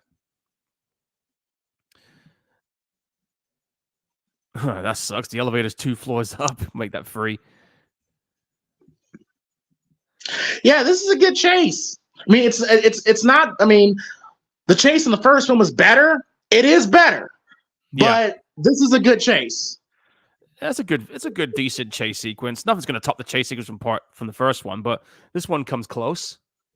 Oh, the mask here. Oh, the mask here so looks like how it looked in the first film. When he's coming towards her. Yeah. Michael could have opened that door. He could have. He could have opened that door. I don't know why he didn't. He's fucking with her. He's enjoying the chase. Can you just imagine if Michael just pushed the door back? Movie's over. We can all go home. Yeah, that would have been it. That's the end of the movie right there, folks. The second he opens that door, I'm like, yes, it's time to go home, Mike. Yep, that's it. Show's over, folks. Here's the thing, though. Like, this guy who gets in the car next, the one that fell and slipped on the blood. What the hell creepy ass Jimmy? Yeah. Yeah. What the hell killed him? What, did he crack his head on the ground or something, and that's what killed him? Concussion. Because he landed right on his head. Yeah, he hit his head pretty fucking hard. So I don't know if he died or he just passed out because we never truly get the answer. Well, not on this version anyway. No. In the TV version, he's still alive, and her and him and Laurie decide to go create Daniel Harris, Jamie Lloyd. Oh, okay. Well, that explains why they did that with Halloween 4 then. But that was just one of the things I tried to figure out back then. So I was like, oh, okay. But yeah, he hit his head pretty fucking hard. I mean, concussions aren't fun. No, because I mean, like I said, I've cracked my head open 3 times in my life. So go figure.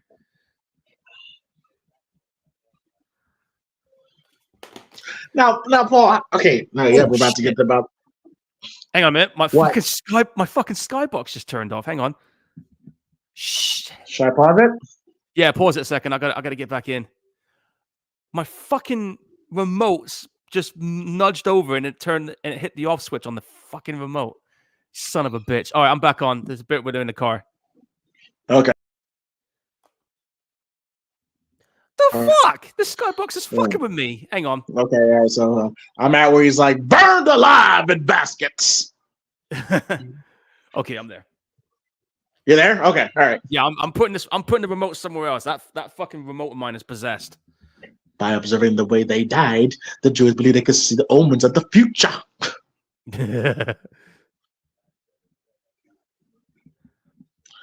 Now, yeah, this is where we get the reveal here, and yeah, this is where he finds out. Would that happen though? Would they really keep that from him though? No, because I'm guessing if he's his doctor, he should know about this. Why they kept this hidden from him is a mystery to me. Maybe it's because they were afraid of how he would react. Because I mean, after all, Loomis could see what was going on inside of him, and he was doing whatever he could to keep him locked up. Maybe that's why. I don't know. That girl, that stroke girl, is Michael Myers' sister. And you're like, oh, so it makes sense. Well, really, if you watch the first film, it kind of works. Even though there's really no implication in the first film that you think they're related, but I'm just going to go ahead and say it. Halloween 2 had its Empire Strikes Back moment with that reveal. Completely Empire Strikes Back. Yeah. And we all know that was a shocker when that first happened. I love Dr. Loomis. I love this scene so much. Turn this car around now! I can't do that. I got orders. Those orders have changed! And then he fires his damn gun. Doctor, you're going to get yourself into a lot of trouble. What does he felt usually do? Fire one shot, right?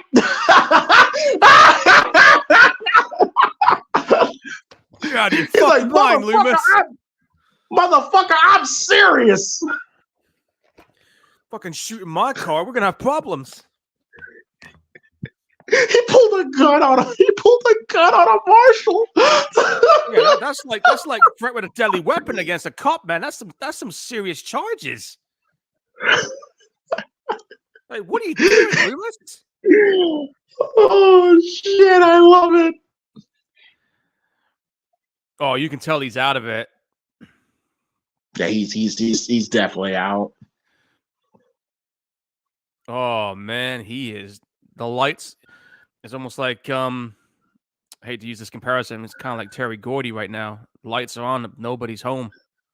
Hey man, hey, that's what happens when we work night shift, man. It kills you. Yeah. How Jimmy is in the car right now is me every time I get in the car leaving work. Most likely me when if I ever do any nighttime shifts, I'm gonna be like, hey James, or be like, hey Paul, you ready to do a show? I'm out of it. Yes, like Michael. Yes, Michael. We are here, Michael. Get him off the horn. Okay, there you go. Talk about a fucking. That's almost like a Batman signal. My God, that's like, hey, you might as well ring the goddamn dinner bell. Dinner bell, come and get it. EJ saying he was just thinking of him being like, turn the car right now, jabroni. Yeah. No, I never understood Lori not being able to speak here. I don't know either. I never understood why she couldn't speak. She was talking just fine like 10 seconds ago. I don't know if this was a writer's choice or what, but she could have said something. I know I would have had that written in the script. Help me. Like she like what? Like, well, why is she talking? Why is she not talking now? I'll be saying it a lot louder than that right now. I'll be like, "Oi, over here!" Oh, now she's doing it, but you're a bit late now. You should have done that before they went in the door, Lori. That's your loss. He keeps pulling the gun out. He keeps pulling the gun out. You stay with me and shut up. All right, I'll tell you right now. You pointing a gun at me. You better pull that trigger. Oh, you cannot say that. You cannot say that today. Yeah, like I remember, like Sean Connery said, like, yeah, you should have hit a woman. I was like, Jesus Christ. You say that now, you're gonna get in a whole heap of shit. Oh, I love how Michael looks in the red lighting there. That's great. Now here, right here, Paul, right here, Dick Warlock's walk. He is gliding like that. You would believe that's Nick Castle. Yeah. You think it's the same How guy he's right now at this walking, point? how he looks with the light. You would believe that's Nick Castle right there. Definite. He is just gliding through that parking lot. Yeah, he's cruising right now.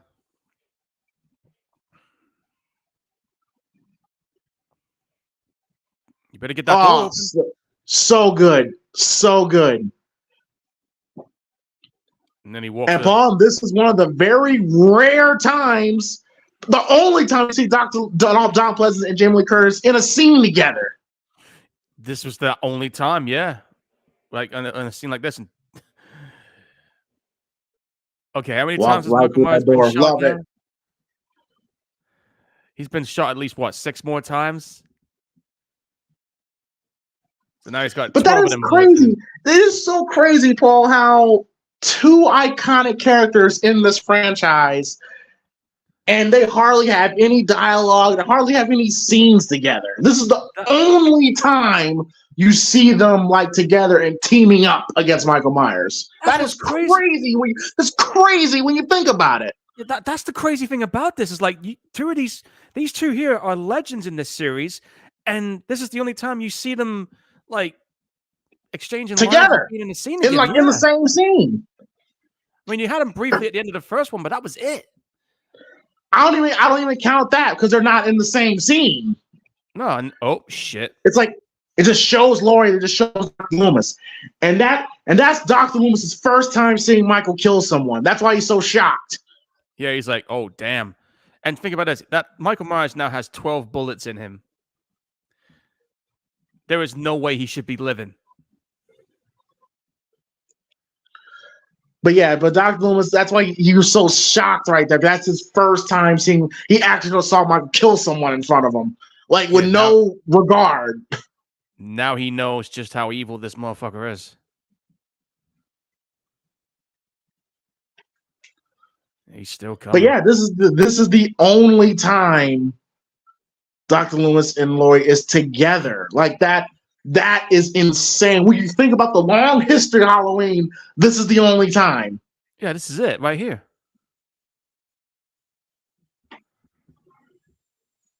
I mean, it's just look, they hardly even speak to each other, really. That's another crazy thing. Yeah, like I said, they hardly have words with each other. Nothing. It's just all in the body language and the sense of purpose they got going on to try and stay alive. This is definitely the operating room.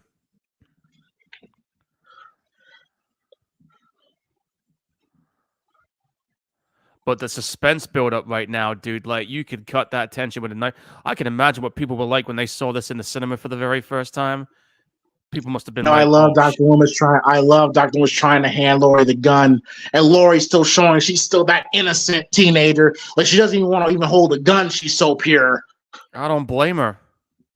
That's good storytelling right there. Like she's staying true to her character. Like she doesn't even want to hold a gun because she's pure. Yeah, she did not want her life to be this way. Come on, take it. Take it. She won't do it. Oh shit.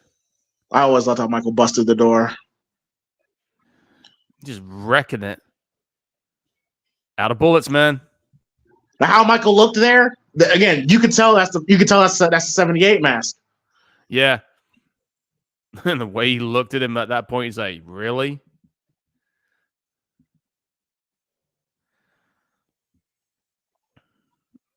Laurie, you better get that gun or he's going to carve a lot of steaks out of you with that surgical scalpel.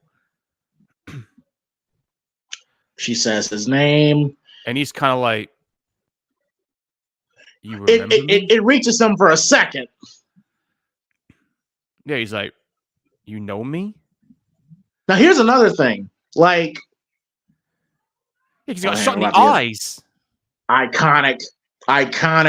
Oh, that's iconic right there. Now, I'm going to put this out there, right? He got shot in the fucking eyes. How is he still able to see in the later sequels? I don't think he got shot in the eyes. Or maybe he got shot like above the eyes. Yeah, but the fact that he'd been shot in the head, there's no way you should be standing. Well, if we're really gonna be honest, there's really no reason why Laurie should be such a marksman. Yeah. Well, we This saw is how our first time shooting. This is our first time shooting a gun. Yeah.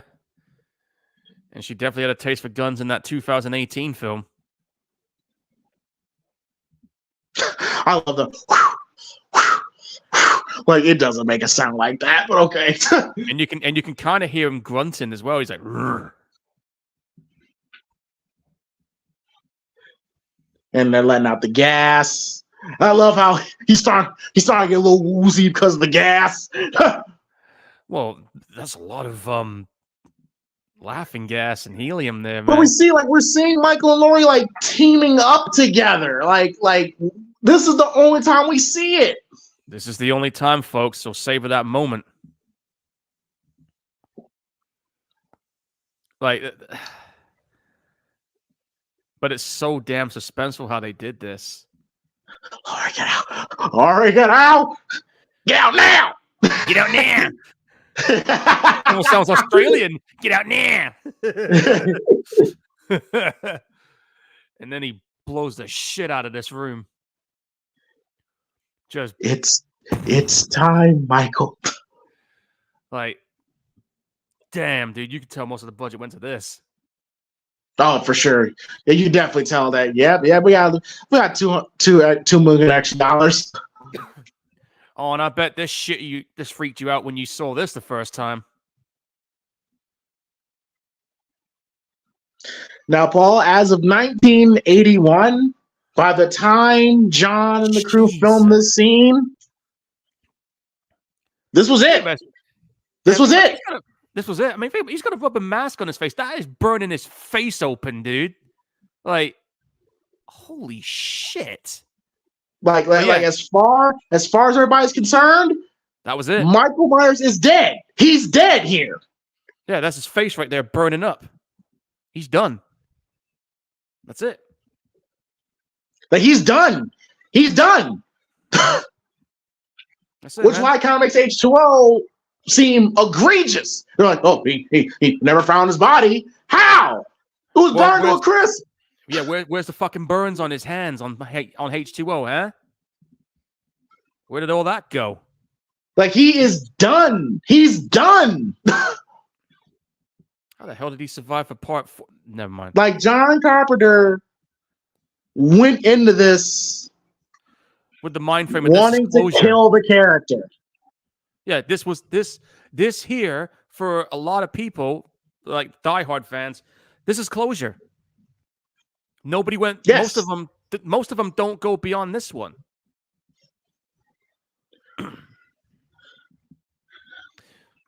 And then to hell with that alternate. To hell with that alternate ending. The ending here when Laurie's just by herself alone with her thoughts. That's it. Better ending, if you ask me.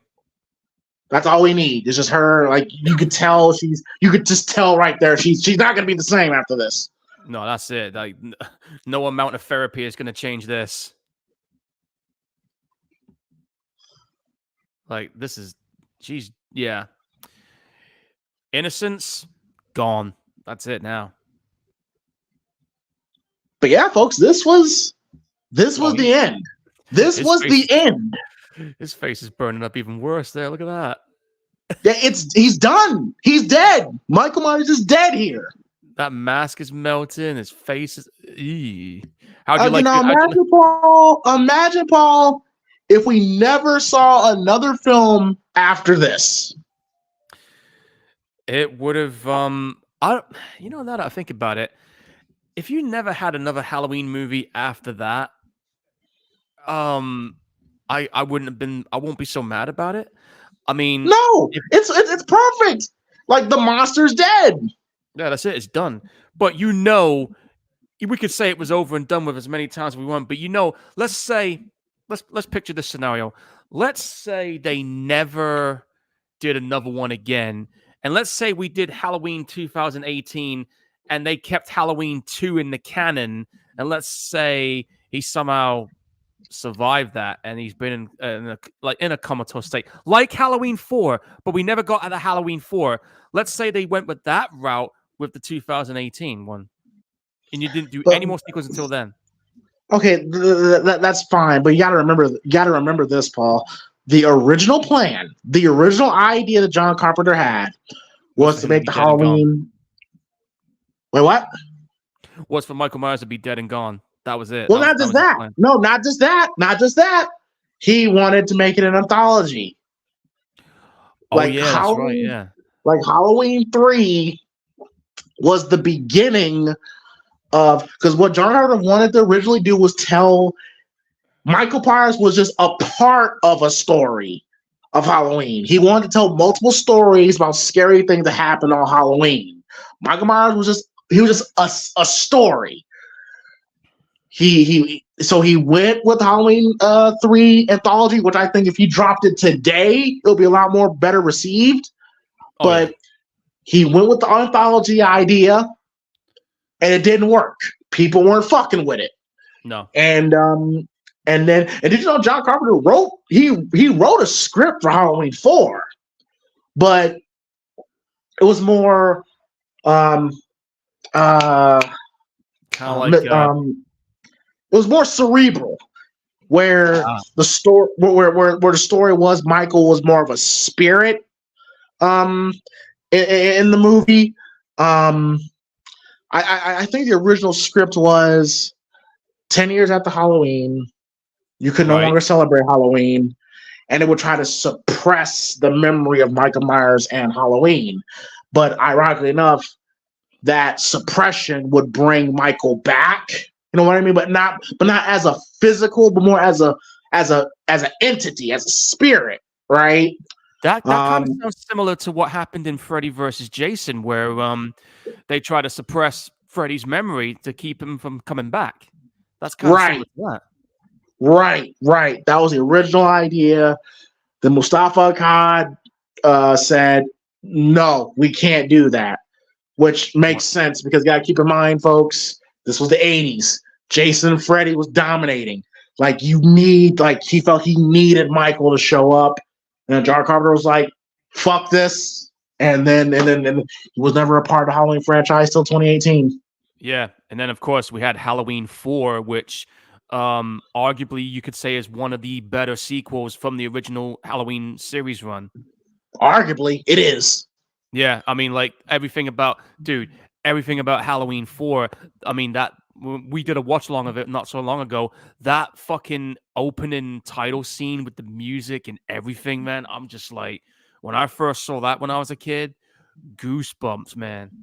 That was a full-on return right there. It's arguably the best intro. Arguably. Yeah, I actually have that intro audio on my Walkman. Believe it or not, I actually listen to that when I sleep because it helps me sleep. Can you believe that? But yeah, but yeah, it's just I love Halloween 2 to death.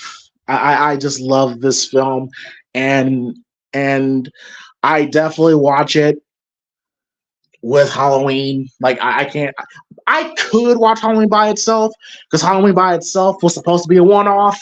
Yeah. But you could definitely watch Halloween 2 with Halloween 1. That'd be and it's one big film. Yeah. I mean, that's pretty much what I do when it comes. If I'm going to watch Halloween, I have to watch this one with it because it would only feel like half a story for me if I just watched the first one. And also too, and what really gets me is that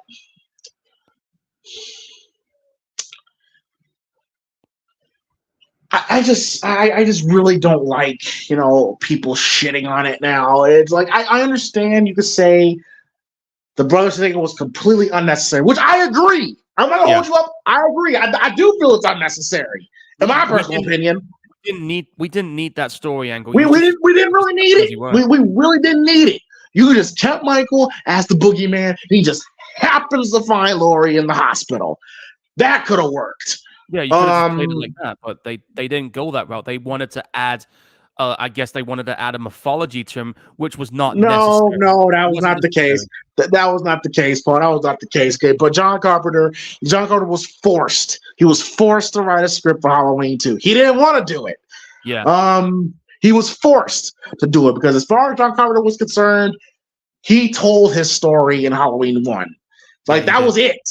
He didn't know how to expand beyond that. Like he tells story all the time. He was sitting there with his typewriter, didn't really know where else to go, and then he binged on pizza and 6-pack of beer, and he was like, well, fuck it, they're brother and sister, and And like and also, it was rare for him to even do a sequel. The only other sequel he's done outside of Halloween was Escape from LA. yeah, I think after this he didn't really do slashers ever again. No, because he ended up doing like the type of horror movies that he likes doing, or he'll do some cool action movie or sci-fi movie. I know Well, after he this, well he did The Thing. well well he well John Moore does supernatural type stuff, which was what the first Halloween was intended to be. Um, he never really was a slasher director, That's more Wes Craven. Yeah.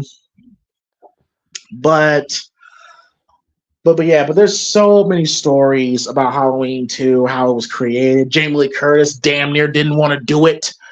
Well, at this point, her Hollywood status was rising at that point, and she didn't want to be it was involved in the movie like rising, even though she just did Fog. The Fog, and when did Terror Train come out? Terror Train. Hang on, no. After there was Prom Night as well. Don't forget that came out around the same time this did. She was in that And too. Prom Night. So yeah, so Yeah. she was the Scream Queen at that point. Yeah. Terror Train came out in 1984, and I know that I got that on Blu-ray somewhere, and I know they did a remake of that about a year or two ago, if I'm right. I've never seen it yet, though. When did so Terror Train came out in 1980. Terror Train came out in 1984. Yeah, Terror Train came out in 1984. I will just check though, just to confirm it. I'll make sure. When did Prom Night come out? Let's see. Prom Night came out. I'm pretty sure Prom Night came out in 1980. Let me just see. Hang on. I want to say 1982. Yeah. Yeah, here we go. All right, I got the year wrong with Terror Train. Here we go. So Halloween was her first film. Then it was The Fog. Then it was Prom Night. Then Terror Train. She had a narrating voice in Escape from New York. Then she was in Road Games. And then she was in Halloween 2. She was a telephone operator in Halloween 3. And then after that, she was in films like Coming Soon, Trading Places, Man in Love, Amazing, Grace and Chuck. Then, of course, Fish Called Wanda, Blue Steel, which we did do a watch along of not too long ago. She wasn't involved in a horror movie again that I know of until Halloween H2O. So really, Jamie Lee Curtis' career started taking off around the late 80s. Pretty much. And then, of course, she was in True Lies. Which was her peak. Yep. And another film that she was involved in that came out after H2O, and I don't give a shit what anyone says to me. She was in Virus, and I thought Virus was a cool horror film. Only saw the movie once. Only saw it once. It was based on a Dark Horse comic book series, and I remember reading the comic books before it was even a film, and I just I loved the whole sci-fi body horror element to it, And it's a shame it never did well at the box office because it was a good movie. I don't care what Jamie Lee Curtis say when she says that, oh, she hated being in a movie. I thought it was a fucking good horror film. Yeah, it seems to be Jamie Lee Curtis' thing nowadays. She hates the movies that she's done. Yeah, and now she's going to be in... particularly the horror films.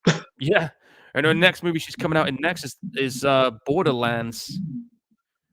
Even though, didn't she shout out horror films when she won her Oscar?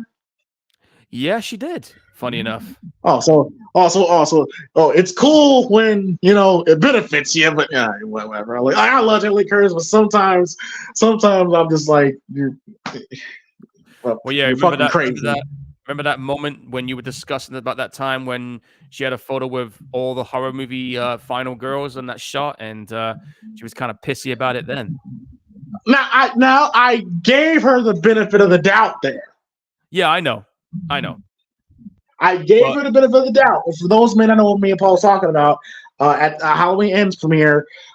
She took a photo with Daniel Harris, Daniel Harris, Amanda Wise, Heather Lankenap, Heather Langenkamp, and Scout Taylor Compton. And Scout Taylor Compton. Right. And for us horror fans, this is a legendary photo because you got the two Lauries, you got Jamie and Jamie Lee, you got Daniel Harris, Jamie Lee Curtis in the same photo together, mother and daughter. And then Amanda Wise, Tina from Nightmare on Elm Street, and of course Nancy from Nightmare on Elm Street. You would think, oh, this is a legendary photo. And then it got released that Daniel Harris and Scout Taylor Compton. So what was the story behind that photo? How she was kind of bitchy towards them, didn't know who they were. Like, jeez, she didn't know who they were. I don't think she knew who Heather Langenkamp was either. Been around long enough. She doesn't watch horror films. She doesn't. Yeah. And then they took that photo when Jamie Lee Curtis wasn't really expecting it. So it kind of taints, because that should be a legendary photo, especially seeing Jamie Lee Curtis and Daniel Harris together. Like, oh, dude, I'd be lapping that up if I was in that position. But, and then if this was me 10 years ago, I would have called Jamie Lee Curtis a bitch. But I did say is that you got to think about this, okay? Jamie Lee Curtis, as far as levels in Halloween and Hollywood, she is like 3 levels above Daniel Harris and Heather Langenkamp, and like you could say in a way she's like the final boss of the Final Girls. She like to think herself that. Well, sure, but no, but I mean like of course she's not gonna have many opportunities, knowing Daniel Harris, because she was an A-list Hollywood star, where Daniel Harris and Heather, they never got to that level. And plus, she doesn't watch horror movies anyway, so it makes sense that she doesn't know them. And maybe they kind of caught her at a bad time. You know what I mean? Yeah, probably. They probably caught her, because she's probably caught her when she's in the middle of, because when she was promoting Halloween, she was everywhere, right? Probably caught her when she was tired, a little grouchy. So I kind of gave her the benefit of the doubt. Now sadly it didn't happen, but I was kind of hoping Jamie Lee Curtis kind of reach out to Danielle and we don't know what happened, but we don't know. Maybe she did. We just don't know about it. They probably did behind the scenes, man. They probably did. Maybe behind the scenes she probably reached out, but it would be kind of cool, if they took another photo where Jamie Lee Curtis is genuinely glad to be there. Or can you imagine if they ended up in a film together? I know that won't happen, but imagine if that did. The only way that will happen, Paul, if they did what my idea for the next Halloween film. Do you remember what that idea was? Yeah, I remember that one. That's the only way. That's the only way it would work. And if those that don't know, my idea for the next Halloween film, there was a movie called 13 Fanboy. 13 Fanboy, where the movie was about, it's a great idea, in my opinion, where you get all the characters and actors and actresses that's been in previous they were in previous Friday the 13th films, and they would show up go to conventions, be in town for conventions whatsoever. And then you have a fan that is so obsessed with Jason Voorhees and the movies, he becomes a killer and starts killing off different cast members of the movies. Yeah. I thought it was a great idea. The movie's ass, unfortunately. Um, Yeah. I thought it was a waste of a good idea. So I figured, why not do that for Halloween? You know, like you bring Jamie Lee Curtis in, bring Danielle Harrison, bring Ellie Cornell in. They can just be themselves, right? They can Yeah, just be exactly. themselves. The plot of the film is that, Jamie Lee Curtis, Danielle Harris, they do these different Halloween conventions, right? Yeah.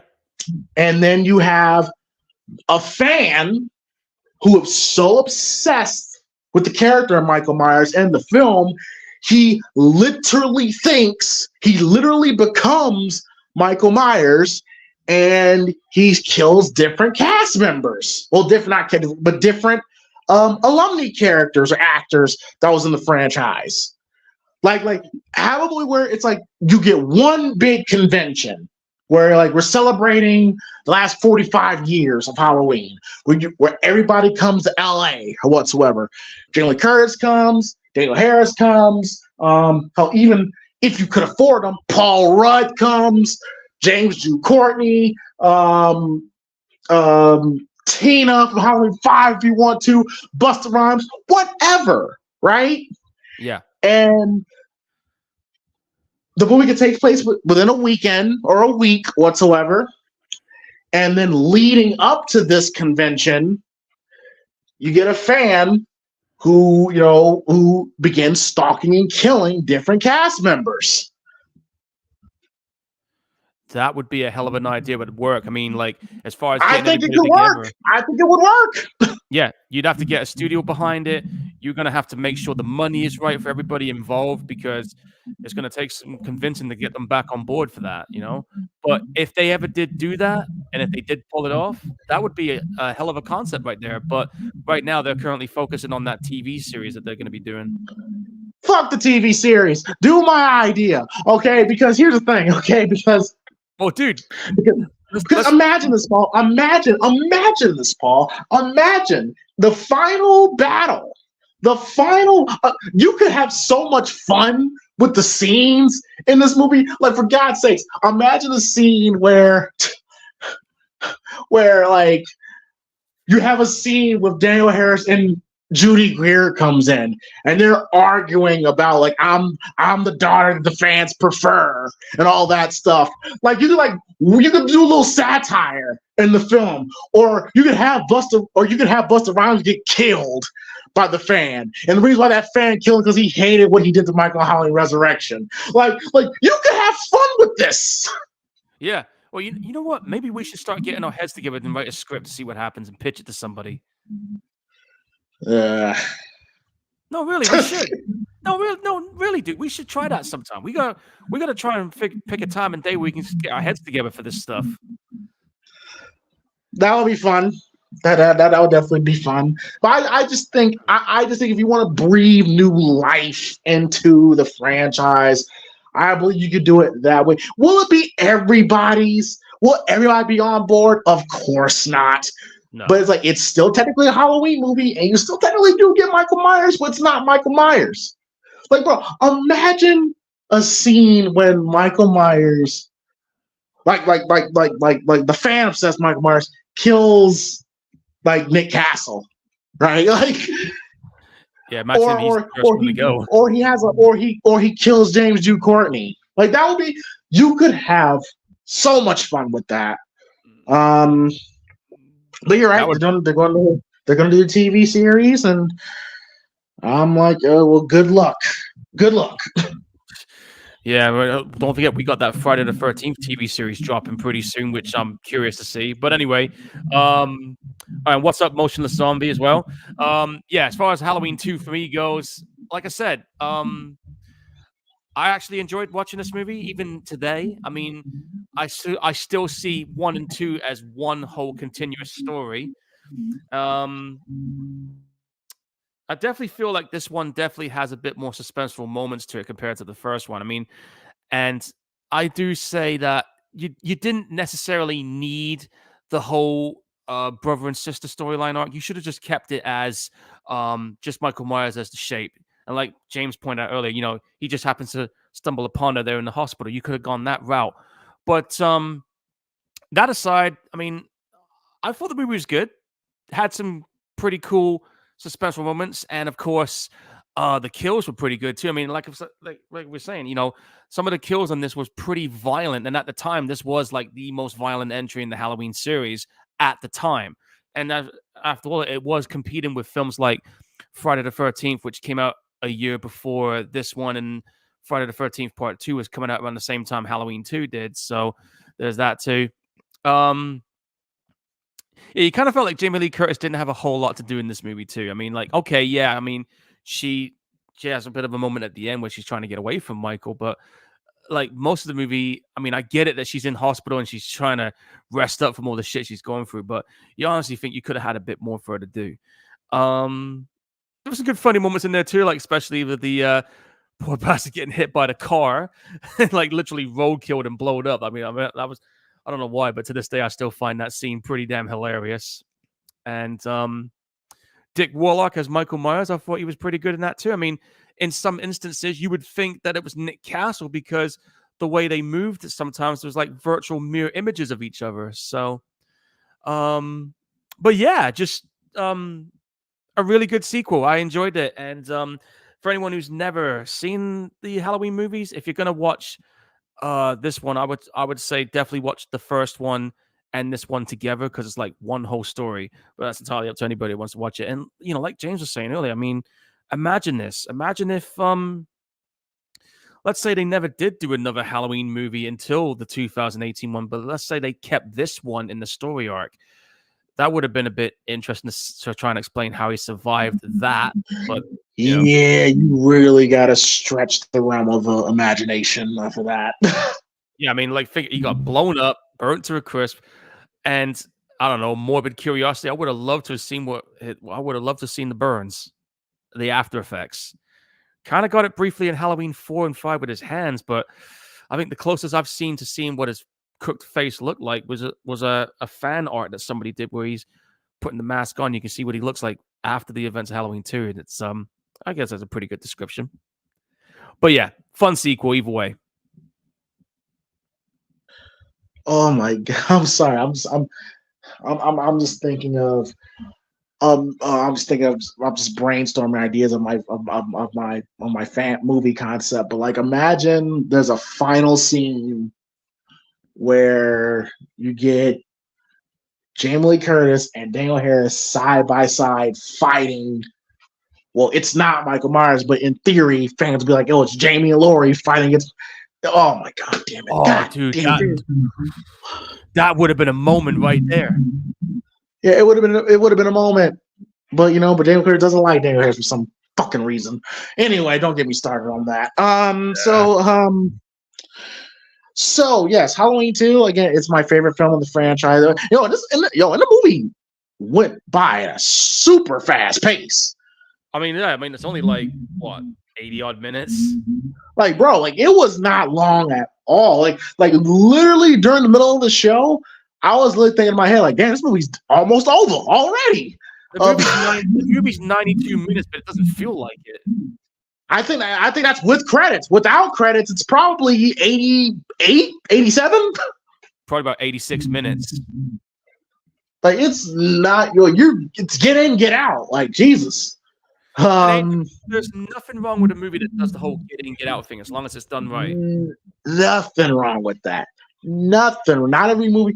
But when they say Halloween, we start making movies. When they start making Halloween with 2 hours, it's like, okay, we're doing a little too much. But Halloween does not need to be 2 hours long. Okay, good 86, 87 is perfect. I mean, it's rare that you get a slash movie that's 2.5 hours and be still convincingly watched. I mean, the only movie that's done that is Terrifier 2. Yeah, look, not every horror movie needs to be goddamn, a Marvel movie. Okay. Yeah, fair point. But yes, I love Halloween 2. I will never ever hate this film. It's my favorite film of the franchise. I thought Dick Warlock was fine. Yeah, there were moments where he did move a little too robotic for me, but I'm just gonna chalk that up as, well, I'm pretty sure Dick, completely thinks of it differently. But to me, I just chalk it up as just the injuries that he suffered from the end of the first film has kind of taken its toll. Where look, if you jump from a 15-foot balcony, you're not gonna feel good afterwards. You got stabbed in the neck with a needle, you got stabbed in the eye with a coat hanger, then stabbed in the stomach with a cake knife, then shot 6 times, and then fall 15 feet. Right, like you're not gonna. You're once that adrenaline comes down, you're gonna feel you're gonna feel that shit. Yeah. So, of course, it's just my opinion. I'm pretty sure Dick was simply just directed to walk like that. I guess he wanted to do his own thing in there as well. Probably, but I thought he was fine. I thought he was great. Definitely one of the more creepier portrayals of Michael Myers, in my honest opinion. I thought Dick Warlock was fantastic. I thought Donald Pleasance was phenomenal in this movie. He's always good in the Halloween movies, no matter what. He's always phenomenal. Always phenomenal. And damn it, I miss him. I miss him every day. Every time I watch a Halloween film, I miss him. Next year it's going to be 30 years since he passed on. Oh my gosh, man! And what's crazy? If he was still alive, he would still find some way to try to come back to play Dr. Loomis. If he was, even though he'd be 90s, probably 100 something now, and would still be trying to play Dr. Loomis. Hang on, let me see how old he was when he passed away. He was 75 when he passed away 30 years ago. Oh well, shit. So he would have been, he would have been 105. He still would try to find a way. He still would try to find a way. He would have. Oh my gosh! But but I love the hospital setting, and really the biggest reason why I love Halloween 2 is that it's the only time you get to see Donald Pleasance and Jamie Lee Curtis on screen together, teaming up, working against Michael Myers. The only time. That is cinematic history right there. Exactly. Like the only time you get Dr. Loomis and Laurie Strode working together, which that in itself makes the movie historical. Yeah, the idea of picking up right where it left off in the first film is a great idea. Did you know, Paul, that originally the movie was going to take place, Halloween 2 was going to take, in the early draft, Halloween 2, it was going to take place in a high-rise apartment. Like Demons 2. I did not know that before, but that would have been so cool if they did that. It would have been high-rise apartment. It could work. But the hospital idea is so much better. So much better. I mean, I'll go for the hospital setting any day. Yeah, I mean, like some of the best horror movies are usually set in hospitals anyway. I mean, like I said, like Reanimator is one of them. Mm-hmm. And what was another film that's set in a hospital? There was another one I'm trying to remember the name of. An old Italian horror movie, The Beyond. There was a moment in it. And that other horror movie I saw recently called The Void. That was in a hospital. There you go. Yeah, hospitals can you think a place that's so safe as hospitals can be scary environments. But Halloween in a high-rise apartment would be interesting. That would have been interesting to see. Oh, and I got to give a shout out to the stunt guy who was able to burn himself up. Like, I mean, his face was roasted and everything. I don't know. I think that was Dick Warlock still. Again, shout out for him for doing that fire stunt. Yeah, I'm pretty sure that was still Dick Warlock. You see, it's so much better having a stunt guy be your serial killers. They're usually the best actors when it comes to that kind of stuff. Yeah, for sure. But yeah, Halloween 2, classic. My favorite Halloween sequel. A lot of people can say this is where the story truly ends, and you could definitely make that case. I've never seen a goddamn franchise that had 3 potential endings to the franchise, but Mustafa Akkad's greed took over. And multiple reboots. Multiple. But yeah. All right. So Paul, what do you got for us next week for episode 85 of the Primetime Gorehounds? Well, I have the first of 2 slasher movies. One of them's gonna be on Netflix, but that's not this one coming up. This one I've been contemplating on whether I was gonna do this or not, but seeing that they just released a sequel, which I'm planning on getting pretty soon, I thought, "Fuck it, why not?" My next pick is gonna be Winnie the Pooh, Blood and Honey. Winnie the Pooh, Blood and Honey. What you got? Interesting. Well, just to announce really quick, Paul will be taking a vacation to France, right? Yeah, it's another Venice Carnival themed event. I got asked to do some photography there, and I said, "Yeah, sure, I'll do it on one condition: I get to do some of the days in costume as well." So yeah, I'm gonna be gone from the 22nd, but I'll be back on the 30th. So So there will not be a Gorehound show after next week's show. Yeah, pretty much. Okay. All right. Cool. All right. So yes. So after episode 85, we'll take a week off, and then once we come back, we're gonna watch. We're going to go to another movie that's in the big three. Okay. In my opinion, probably the most underrated movie in this franchise. A movie that was 40 years ahead of its time in terms of the concept of the movie. But in my opinion, it is a very good film in this franchise, in my opinion. Probably the best look of this character that nobody really ever talks about. And and you know what? I'm gonna go with Nightmare on Elm Street Part 2. Freddy's Revenge. Oh, that one. Yeah, this one's pretty good. I actually like this one because of the whole idea of what they put in there. Yes, I really feel that is a very underrated film. Underrated Freddy look, probably the scariest Freddy look with the red contacts. Yeah. And the fact that the knives are actually coming out of his hand and not the glove.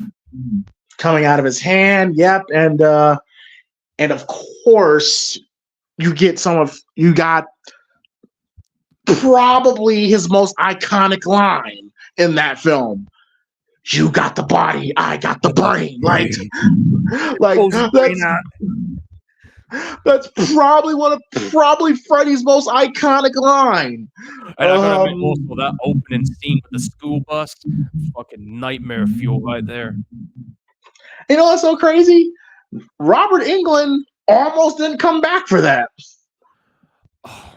Can you imagine? They almost hired. Well, no, I think they did. Okay, okay. Just really quick before we get out of here, I think the story goes is that they couldn't. I think maybe that Robert Englund, he was asked for a pretty high asking price because Nightmare on Elm Street was a big hit.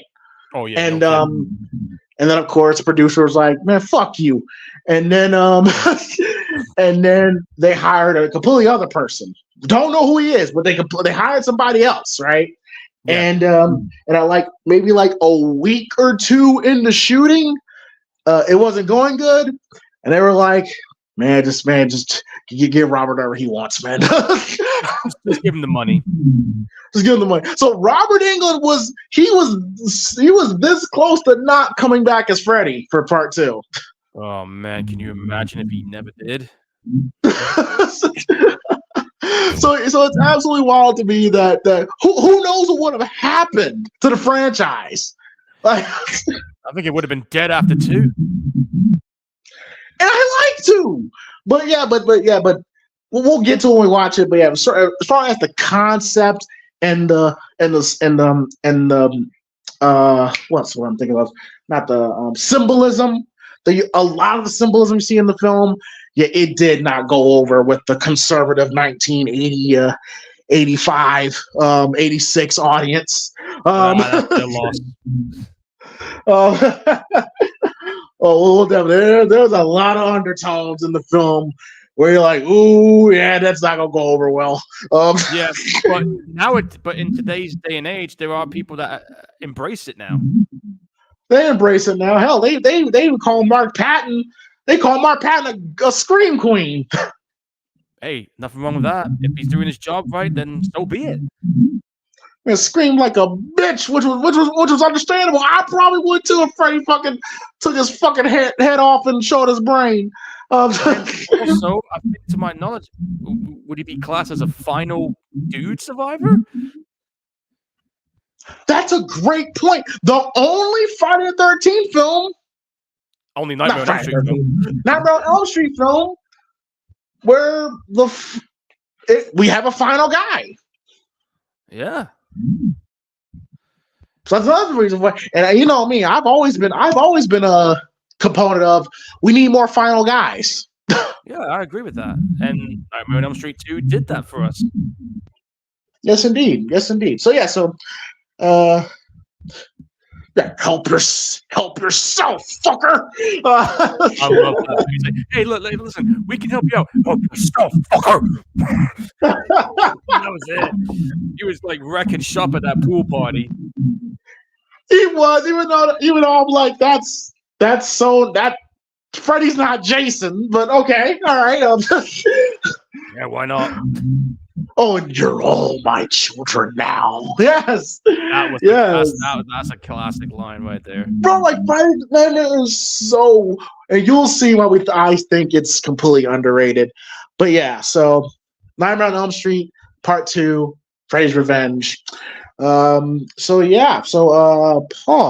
really quickly, tell the people where they could find you. All right, if you're on Facebook, type in Paul Burt's Photography Corner.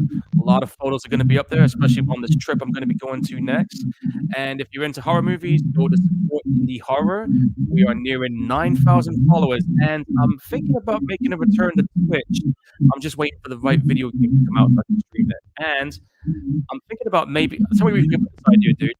I'm thinking about maybe getting a camera for my live streams. And one of my friends was saying to me, if you're going to go on camera, why don't you be on camera with the costume that you have that's on my profile picture that you can see there? And I'm just like, how is people going to react to that? I don't know. What do you think? Should I? Shouldn't I? Hey, go for it. Go for it. Why not? Well, if I do it, then I'll send you the link and, tell me what you think. All right, I definitely will. Well, as for me, you can find me over at the PrimeTime Podcast. About to jump over there, get ready for this SmackDown live commentary. Hopefully, SmackDown will be good because these past few episodes have been ass. I love The Rock coming back, but SmackDown outside of him has been. I'm pissed off because literally like 3-4 months ago I was saying it's the best wrestling show on TV right now, and lately it's been shit water. Isn't that what usually happens after WrestleMania though? It was happening before WrestleMania. Yeah, fair point. I don't know. Maybe something will pick up around the time we get to the summertime. Maybe something will pick up then. I hope so, man, because it's frustrating. Right now, NXT is the best wrestling show to watch for me right now. Yeah, no arguments there. Shout out to Shawn Michaels. But yeah. Primetime Podcast, where I'm about to do the SmackDown Live commentary. And of course, here over at the Primetime Movie Network. And just be sure, okay, I had to, because we did the early portions of the Primetime Gorehounds on the Primetime Podcast channel, because I had to go through a massive cleanup of the channel. Yeah, mass exodus. Right. I didn't delete those episodes, but I got them unlisted. They're on the playlist. So if you go on the playlist and if you can't find a particular episode, It's because it's unlisted because I had to, for the other channel.